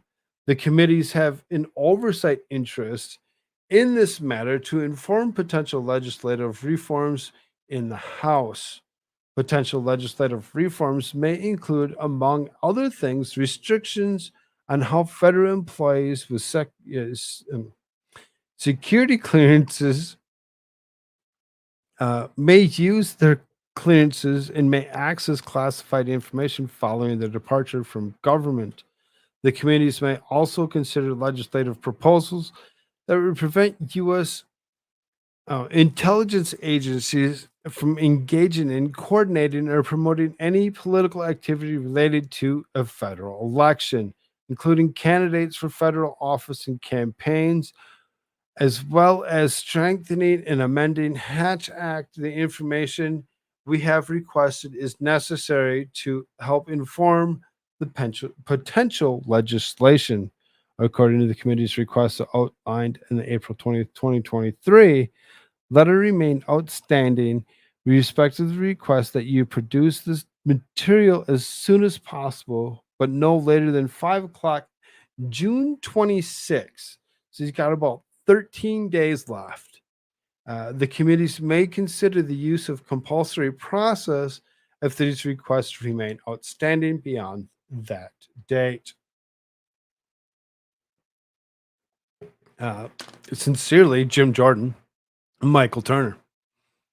You can see that there's other people that have things to do with a lot of this. You can see there's the Honorable Jerry Nadler, ranking member, Committee on Judiciary, and Honorable Jim Himes, ranking member, Permanent Select Committee on Intelligence.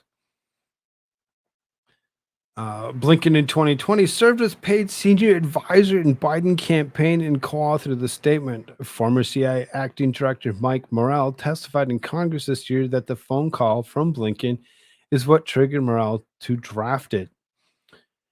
I don't care who drafted what, when, or why. For anybody to do what they'd been doing to actually get this potato to go ahead and be in charge of this country, to destroy it from within and bring it down to its knees where it's currently sitting, and may potentially never ever see it actually come back from where it's at, might be just destruction in itself as we continue to move forward. The story, written by now Breitbart News political editor Emma Jo Morris, was based on the emails and posts obtained by Hunter's abandoned laptop, which the FBI also subpoenaed in 2019 when the repair shop owner with whom he left reported his existence, in which many other legacy media outlets have since corroborated to authenticate. The 51 ex-officials wrote without evidence that the story had all the classic earmarks of Russian information operation. Now, there's a good thought about to go along with all this. And when you actually think about, them actually not releasing the information about, Hunter's laptop and everything that it was about, pointing at the big guy and everything to go along with all the Burisma things that had been, previously talked about. It's really kind of, you can see where this is going, where it's going to go next. They continuously do this to us. Eventually, we will stand up. The second we all stand up, the game ends. And that's the thing, is most of us aren't paying attention, and we will actually lose that thought of the game ending. A report that Jordan's and Turner's committee released in May revealed the political motivation behind the statement, showing through testimonies and emails that committees had gathered that Morrell explicitly wanted to draft it to both convey his concerns about Russia and help Biden win the 2020 election.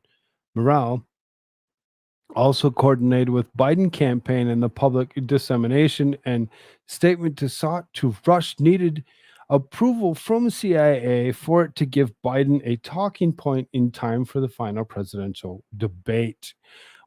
As we read that, we kind of actually heard them actually go around, talking about this quote unquote talking point, in removing that talking point of the Russian disinformation in the Hunter Biden laptop. Did it really change that many people's thoughts? I don't know that it did actually change that many people's thoughts, but at the same time, if they would have actually had the proper information, would people have actually voted different? As for Blinken's roles, Jordan and Turner reiterated how Morrell testified that Blinken did not tell him to write the statement, but that a call from Blinken prompted him to draft it. Jordan and Turner also revealed for the first time that former FBI Director James Clapper testified that former CIA Director John Brennan told Clapper that Anthony Blinken had reached out to Michael Morrell about putting together a public statement which contradicts Morrell's testimony. Both Clapper and Brennan, who also signed the statement, testified before Congress in behind closed doors interview last month. Blinken has denied having any involvement in the statement, telling Fox News on May 2nd, "It wasn't my idea, didn't ask for it, didn't solicit it," adding that Morrell's testimony corroborates that. Jordan and Turner are still seeking, however, to nail down why Morrell said Blinken was the impetus for the statement, especially in light of the new contradictory testimony from Clapper. They wrote, "It is clear that your outreach of Mr. Morrell resulted in drafting the issuance of public statement, which had the goal of giving the Biden campaign a talking point to push back on President Trump during the final presidential campaign." And it seems to actually repeat itself over and over again. When it comes down to it, that particular talking point that doesn't quote unquote exist apparently really maybe should actually be looked at a little bit closer before 2024 maybe. Just thinking, I could be wrong, but at the same time I feel that I might just be right. They added, "These actions deprive the American people of the opportunity to make a fully informed decision during the 2020. They give Blinken until January 26th to comply with their requests." So, like I said, 13 days. 13 days we'll actually see if he actually replies back to Jim Jordan and that committee, and see what actually comes out of this, and see if anything good will actually happen in the near future.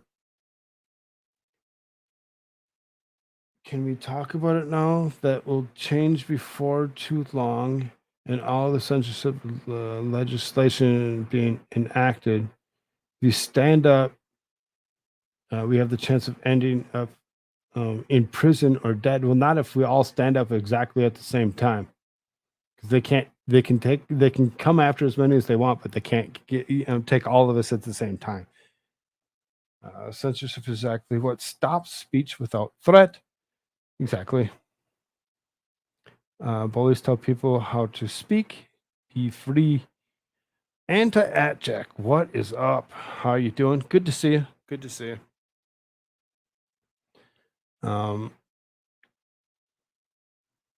Let's move on to the next thing here. There's still quite a bit to actually go along with this Biden bullshit. Here you go. FBI told us Joe Biden is currently under investigation for bribery. We kind of heard about this within the last day or so about Coomer and FD 1023. We've actually talked about this several times. Jamie Raskin really saying that we need to actually stop doing whatever it is that we're doing, and just leave it alone. But they continuously have actually come to the point to actually bring these details to us on a daily basis about what could actually be coming next. And we really need to actually pay attention to what comes out of Coomer, what comes out of Christopher Wray, what comes out of Jamie Raskin, and what they actually have to say. This is House Oversight Committee Chairman James Coomer says President Joe Biden is currently under investigation for bribery by the FBI. During the interview on Sunday night in America, Coomer and host Trey Gowdy discussed the ongoing House Republican investigation into Biden and his family's alleged business dealings. Coomer said the FBI told him that Biden is currently under investigation for bribery. Coomer spoke about the unclassified FD 1023 FBI form alleging that then Vice President Joe Biden was involved in bribery pay-to-play scheme. Coomer said FBI Director Christopher Wray finally admitted to the existence of that form after Coomer and Senator Chuck Grassley said that they read the document reportedly sourced from a whistleblower. A whistleblower reportedly provided evidence alleging Biden was involved in corrupt pay-to-play schemes as vice president, and sources have been frequently used by the FBI since the Obama administration is deemed highly credible. Below is a transcript of an exchange via Grabian. Gowdy says, speaking of House Oversight and your colleague Jamie Raskin, he said the matter was investigated and closed. I want you to listen, and then I'll ask you a question on the other side. Chairman. Clip starts. Raskin says, that was checked out by the U.S. Attorney in the Western District of Pennsylvania, Scott Brady. That assessment is the tip. Came back empty-handed. They said there are no grounds to escalate this from the initial assessment and full-blown criminal investigation. For a preliminary investigation, they said there just wasn't enough there. Gowdy says, now AG Barr, who has a very complicated relationship with President Trump, says that's completely false, that he did not close it. That can and what can you tell us? Raskin says as he looked at and closed was it? Coomer, no, Jamie Raskin lied, and the FBI told us that it is still a part of an ongoing investigation.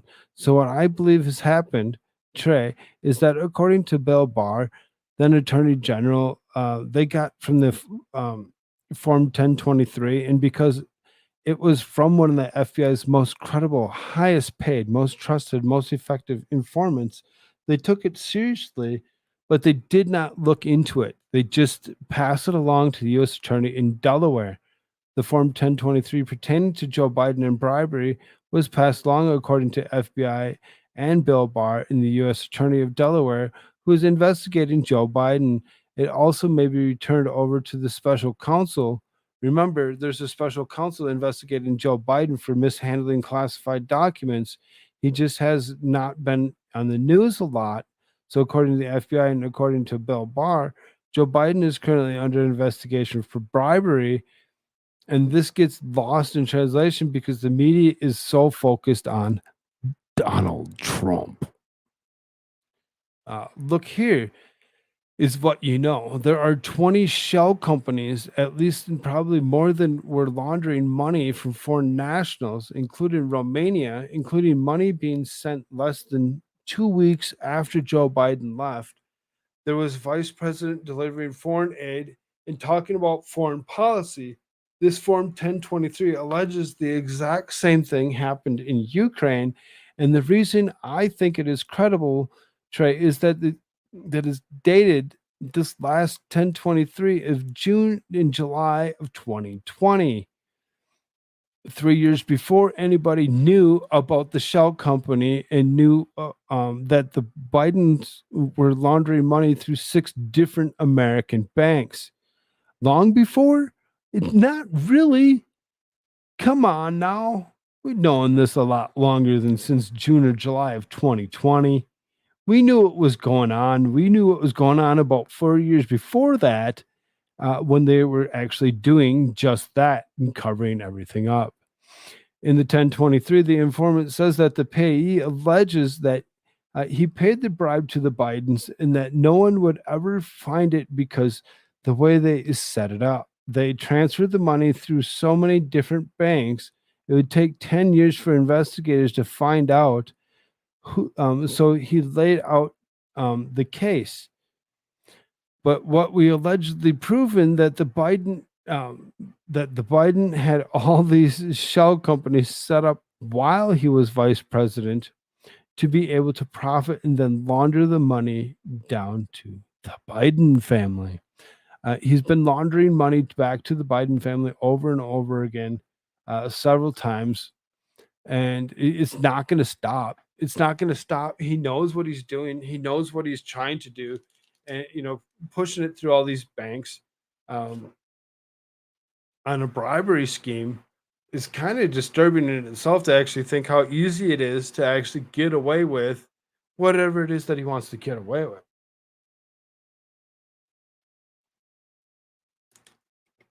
First thing that needs to happen is the muzzling of the correct mainstream media. The directorship should have the kind of power it has without the mainstream.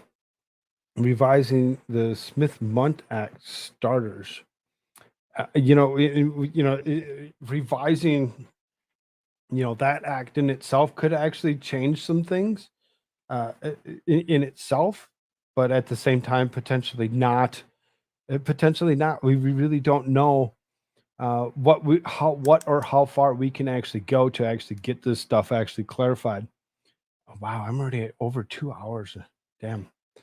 I really did give myself quite the night of content.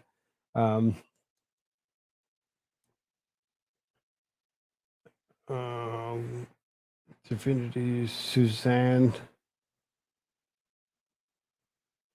T minus now 4 minutes. There you go. Get it.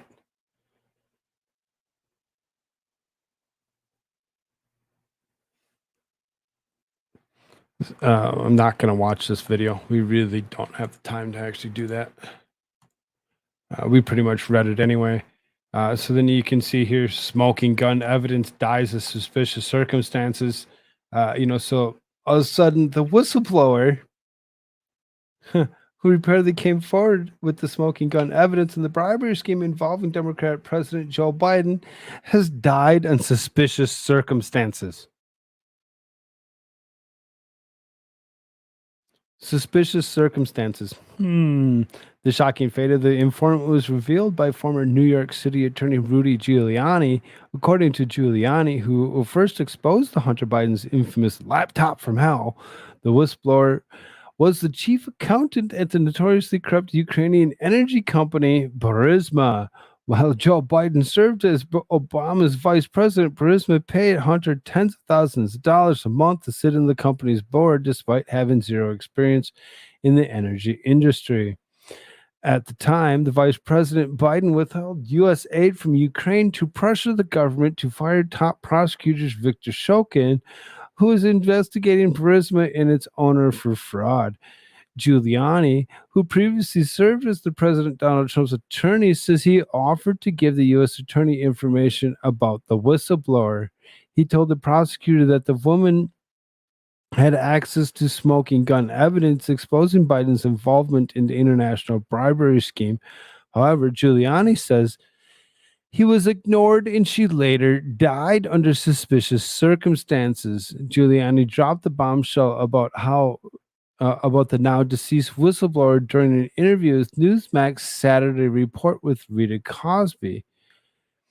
He revealed that the Pittsburgh Attorney General had initially been investigating the case, but the investigation was later transferred to the U.S. Attorney's Office in Delaware under former U.S. Attorney General Bill Barr. Giuliani claims the Delaware office buried the case despite the whistleblower being under the threat of death. He says the whistleblower had evidence that included offshore bank account information that showed millions of dollars in bribes following the Biden family and other crooked politicians. Really? You don't say. All of a sudden, just where'd they go? Mysteriously, suspiciously. Just, nothing to see here, folks. Nothing to see here. Doesn't sound anything like anybody else that we know. Hillary. Just saying. I'm not going to actually do this one. We'll go this way. Kind of skirting some of them lines tonight. See how close we can actually get how much we can actually get away with. Here you go. JPMorgan agrees to settle with Epstein victims. Huh. I'm just going to go and settle. Let's give you some money, get you to shut up real quick. JPMorgan Chase has reached a settlement with a woman who says she were abused by Epstein in the Bank of the Women said on June 12th.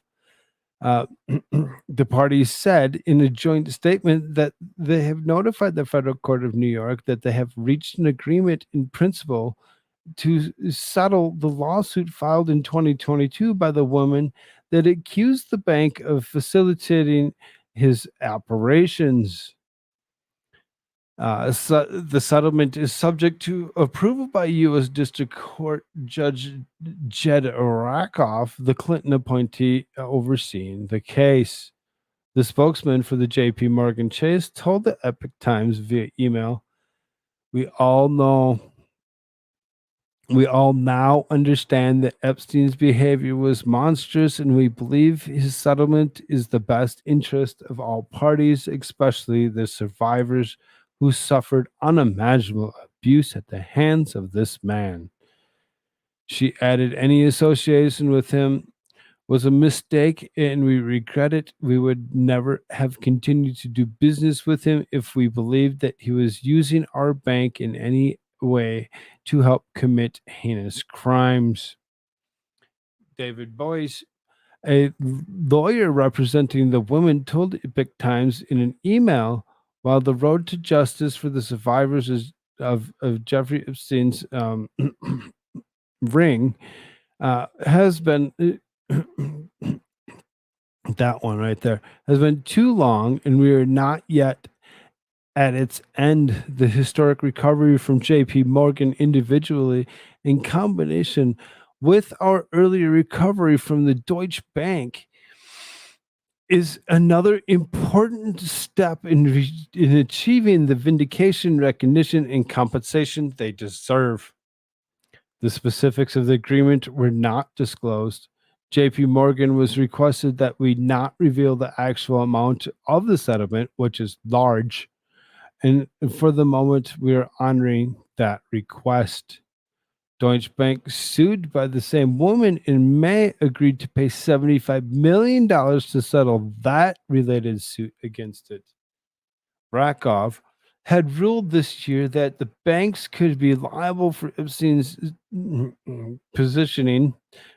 Plaintiffs have pled sufficient effects to support their allegations that JPMorgan had knowledge of Jeffrey Epstein's sex trafficking venture, either directly or by recklessly disregarding what was plainly to be seen. Rakoff said he also said that the plaintiffs had presented facts to support allegations that the Deutsche Bank knew of recklessly disregard that Epstein ran those adventures. Epstein passed at the age of 66 in a federal prison in New York while evading travel on charges of those with minors. His death was ruled suicide. Epstein was accused of trafficking underage, including at his residence in the borough in Manhattan. And these underage girls, really seriously, that's disturbing. Who knows what else he actually did with anybody else? The woman who brought the suit is being settled was described as a ballet dancer in New York while she was actually coaxed by Epstein and his associates. She said that she was abused and moved around by Epstein between 2006 and 2013. cases. The cases against JPMorgan and Deutsche Bank were brought by an unidentified woman dubbed Jane Doe 1. As a class action lawsuit, she said the banks violated federal law that bars that type of conduct and state law that prohibits intentional and neglect acts that lead to injuries as a part of that conduct. The suit alleged that the banks knew that Epstein was regularly violating New York laws and acted in negligent manner so as to enable Epstein to commit such offenses against countless young women. Epstein had accounts in JP Morgan beginning in 2000 after top executive Just Stolly, who was close with Epstein, left in 2013. JP Morgan began closing the accounts. Epstein then turned to Deutsche Bank for his banking needs. Having accounts in banks enabled Epstein to expand his operation to a level it ultimately reached. According to the complaints, Epstein benefited from banking at the banks because it let him have an easy access to money to pay women he did things with and others, while the banks were brought new customers by Epstein. Before the settlement was reached, JP Morgan had asked the court to dismiss the case, arguing the claims against it were meritless. Don't affect Virgin Islands suit. The settlements do not affect the separate case brought by officials in the U.S. Virgin Islands against JP Morgan. JP Morgan might actually have some issues here in the near future if they actually get sued yet a couple more times. They may not have anything to actually stand on and might just have to sell out or, maybe fold. We'll see. Virgin Islands officials said JP Morgan helped facilitate Epstein's work by providing banking services, noting that services remained in place even after Epstein pled guilty in 2008 for soliciting a minor. Go figure. A number of revelations have been uncovered in the case. Also lodged in New York has proceeded to discovery. A U.S. Congresswoman who was deposed as part of the discovery, for instance, revealed that she went to Epstein's house in New York in 2018, just months before he was arrested. Delaware Stacey Plaskett, the congresswoman who said she sought donations from Epstein despite his being registered as a particular worker. Other materials described in the filing by JP Morgan showed that Plaskett and other Virgin Islands officials, like former First Lady Cecile DeJong, actively facilitated Epstein's trafficking, the bank alleged. Among the materials, messages from DeJong, who worked for Epstein while her husband was governor, talking about opposing legislation that would tighten laws on monitoring those types of offenders. JP Morgan also said that the materials, most of which were entered under seal, showed that Epstein paid for DeJong's children to go to private school. DeJong did not respond to the request of comment. Of course they didn't. Of course they didn't. Why would they? Why would they? I was going to cover, I'm going to skip that. And skip that. Because of the time frame that we're already at, we're going on this 2.5 hour mark. I'd like to try keeping myself around 2 hours. I don't think that's going to actually be a thing. I think I might have to actually expand myself to 3 hours. Maybe we'll start a little bit earlier. It's something that I really have to actually look into. There is a particular case that I know that I should actually still cover because it's actually Tucker's Cease-and-Desist. We will actually try getting to that here in a moment. Here it is. Here it is. Tucker Carlson's lawyer suggests Fox News boycott amid alleged cease and desist letter. You don't say.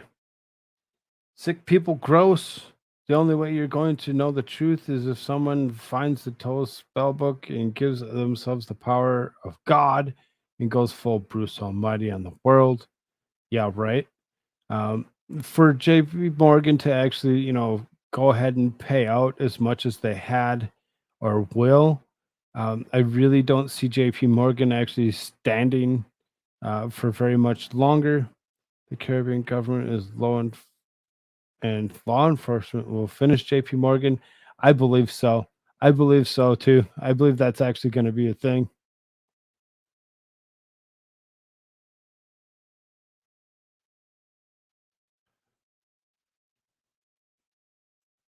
Tommy Frog research. Fox is trying to put Tucker in gold handcuffs by not letting him out of his contract after they fired him. Yep, exactly. They're asking for him cease to desist. So they've actually supposedly sent out a letter to him to actually convince him to actually do such a thing. I don't think this guy's gonna step away from whatever he's doing. He's got too much of a very, very large following. The lawyer for Tucker Carlson responded to claims that Fox News sent a cease and desist to the former host over the Twitter show, accusing the network of engaging in censorship. A report that Axios claimed that Fox sent a letter which has the text "not for publication" at the top, demanding that Carlson stop his Twitter show. The first 2 episodes drew tens of millions of impressions on Twitter. Amazing. That's an amazing amount of viewers impressions on Twitter to actually just, you need to stop what you're doing. You're still under our contract, but we fired you. So, go fuck yourself and sit in the corner. In response to the Monday report, Harmut Dillon, the lawyer who represents Carlson, wrote on Twitter that her friend and client, Carlson, will not be silenced by the far left or by Fox News. Multiple Fox News representatives have not yet responded to the Epoch Times request for comment. The network also has not issued a public statement following the Axios report. Elaborating the statement to media outlets, Dillon responded to the alleged cease and desist letter by saying that Fox News is ignoring the interests of its viewers, not to mention its shareholder obligations. She added, doubling down on the most catastrophic programming decision in history in the cable news industry, Fox is now demanding that Tucker Carlson be silent until after 2024 elections. I wonder why. Tucker will not be silenced by anyone. He is a singularly important voice on matters of public interest in our country and will remain so. Yes, he will. Yes, he will. High-powered Hollywood attorney Brian Friedman also represents Carlson, and he told news outlets last week that Carlson won't be silenced by Fox News. Previously, he reportedly argued that Fox News breached its contract with Carlson, rendering it no longer valid. I think so. I would almost think you fired me.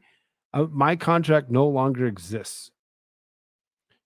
Fox defends its very existence and freedom of speech grounds, Friedman said in the recent statement. Now they want to take Tucker Carlson's right to speak freely away from him because he took on social media to share his thoughts on current events. Well, that's what most of us do is we actually take ourselves to social media and actually talk about current events. Over and over again, that's what we do. Boycott? Being a step further, Dillon, a former California Republican Party official who unsuccessfully ran to challenge Republican National Committee Chair Ronna McDaniel earlier this year, suggested that other conservative commentators and elected officials boycott Fox News over its alleged actions against Carlson. If you hadn't already been boycotting Fox News since before Carlson left anyway, or whatever, maybe you might want to double think yourself. Now, I'm not for leftist media, but I'm sure it's not for paid opposition either. For the members of Congress, cultural warriors, influencers, GOP officials, do you really want to air your views on a network that spits at its viewers, leaks uh, leaks oppo on its own talent, and even threatens former talent for speaking for free on Twitter? You have free will, Dylan claimed. You definitely do. And he should just speak up where he can. For all the friends who have been asking, why don't we see you on Fox anymore? She asked, this is why I'm passionately committed to free speech and a free flow of information necessary for free society. Until Fox stops trying to silence Tucker, it's not a place for me. Dylan also wrote Monday that she feels for my friends working on the network, which has clearly caved into pressure from one quarter of silence Carlson. What you are seeing on Fox today is a censored version of the news. Keep that in mind as you make your viewing and your commenting choices. We all know this. Paid opposition is real, and that's exactly what's happening. Last week, it was reported that Fox News sent a demand letter to Carlson warning that they could take legal action against the former host for the Twitter program. It's not clear, however, if Carlson or Twitter came to contractual agreements, although owner Elon Musk wrote last month that there was no agreement between his company and Carlson. Oh, so if there's no agreement between Twitter and Tucker Carlson using them as a free platform for his own goodwill, isn't really a contract, which really doesn't breach another contract, and them telling him to shut up or any way, shape, or form is gross and disgusting in itself. And we all need to seriously, put our brain, to back together and actually think about it. No, he's not breaching a contract. Stop trying to say that's what he's doing. That letter sent to Carlson's lawyers last week didn't explicitly demand Carlson stop posting videos on Twitter. In the document, according to multiple reports, Fox News General Counsel Bernard Gauger said the former host was breaching his contract. The Epoch Times could not confirm the authenticity of the demand letter. Fox News did not respond to request of comment. Of course they didn't. Why would they? Why would they? Why would they want to actually do such a silly thing? That don't make no sense. Let's remove that.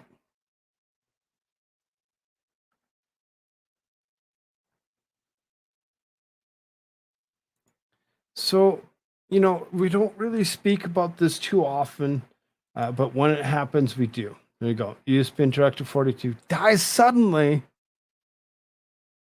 at NCAA baseball tournament. Suddenly. Just, out of the blue. Nothing to see here. Just suddenly. Oops. You don't say. I'm not going to do that one. Or that one. But this one. So this last article, this is the last thing I got for you before I actually walk away tonight. Thank you all so very, very much for actually being here. Make sure you smash that like button for me, regardless to where you're at. If you're over on that Rumble side, if you're just so inclined to actually speak to me, I do read your stuff. I'm telling you, I read your stuff just as well as I read the stuff coming off YouTube. Fox is trying to put Tucker in golden handcuffs. Cease and desist against private free speech. Hilarious. Private Twitter channel, unsponsored. If they can silence him, they can silence anyone with this kind of law. Yep, exactly. And that's what I'm saying is there is no contract. There is zero contract on that. So for them to actually go after him and try telling him that he's in breach of a contract without having some other contract is silliness in itself. If they can do that, they can actually shut down anybody's free speech without trying. It's Tucker. Okay, let me look. I followed Tucker for a while, for years. I'll look into this. Okay, 357. When it comes down to it, it is what it is, and for them to continue to go after him, trying to shut down his free speech is exactly what we're actually looking at and what we don't need, because that's going to stop. That's going to be easier for them to stop the rest of us from doing whatever it is that we're doing. Roger that. Hear ya. Open ears. Great stream. Thank you, Suzanne. Again, one last thing here before we actually go away, and it's this. So we've seen this back a few months ago. There was a young man influencer that went ahead and chugged like 6 bottles of booze at the same time, and actually went ahead and unalived himself. Now there's this young lady, vlogger, tries to show health benefits of aloe vera, but accidentally poisons herself on camera. In a surprising turn of events, a woman is enthusiastically promoting good health and well-being on YouTube. Video found herself in the ER shortly afterward. The vlogger had set out to emphasize the numerous advantages of aloe vera and went to great lengths to showcase its benefits. In the attempt to demonstrate her commitment, she took a daring bite out of the plant. Unfortunately, what she didn't realize at the time was that the plant she was chomping on was not aloe vera, but rather a toxic agave americana plant. Go figure. She didn't even know what she was even chomping on. She just looked at it and said, "Oh, that looks the same." As a result, her well-intentioned act took an unexpected and dangerous turn, leading her to seek immediate medical attention. In the video, she is recorded as saying, "This is great," but shortly afterward, her mouth went numb, her throat felt like it was on fire, and she was forced to go to the hospital. After eating the plant, Mrs. Zhang noticed a bitter taste, according to Motherboard. After the video ended, she was taken to the hospital with burns and sores to her mouth.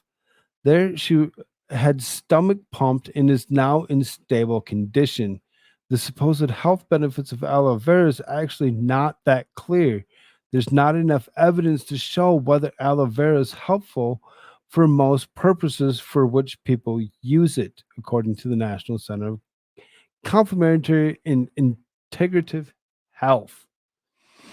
Agave americana is cultivated in Mexico and North America and commonly referred to as the American aloe due to its resemblance to aloe vera. They're typically used as ornamental plants, even though they are toxic. Now, when you actually think agave, a lot of people that are actually understand what tequila is actually blue agave. It's not the same. This is not the stuff that they use to actually make the likenesses of tequila. This is something totally different. Agave americana is several toxic compounds, not all of which have been positively identified.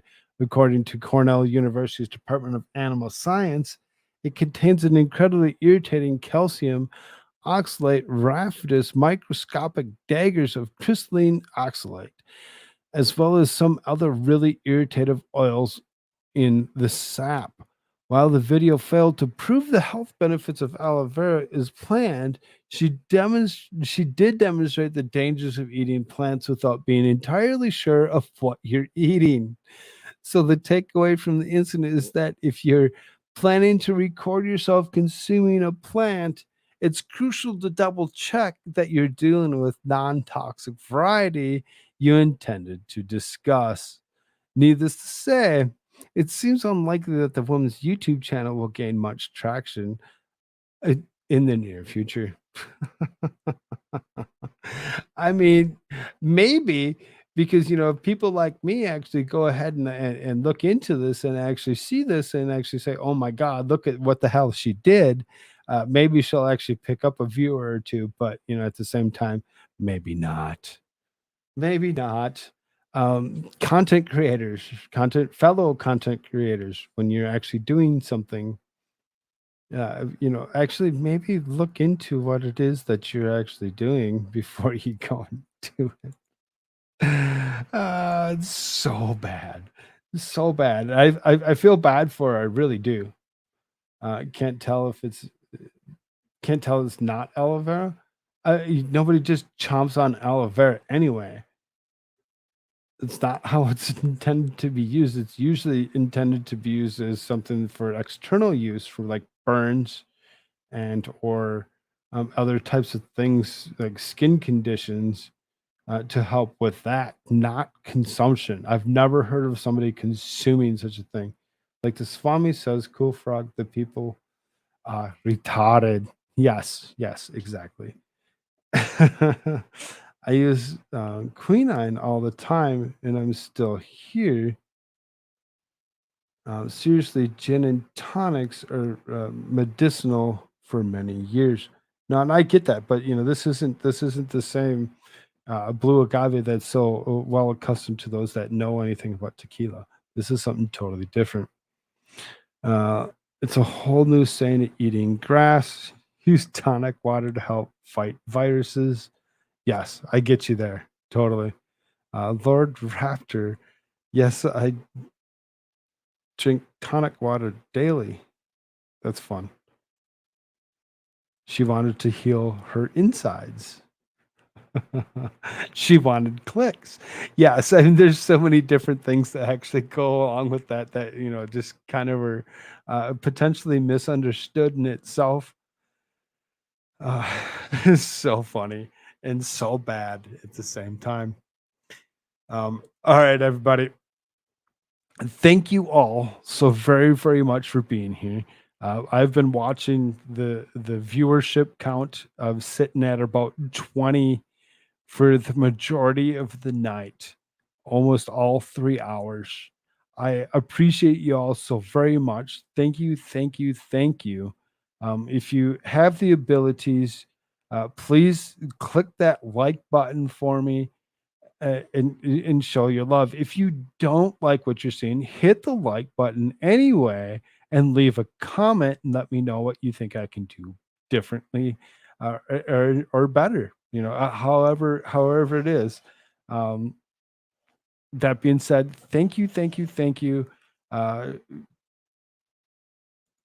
we love you so very much, and we'll see you tomorrow for another episode of Shtick with Koolfrogg tomorrow night. Later, and have a good night. I don't want to live on this planet anymore.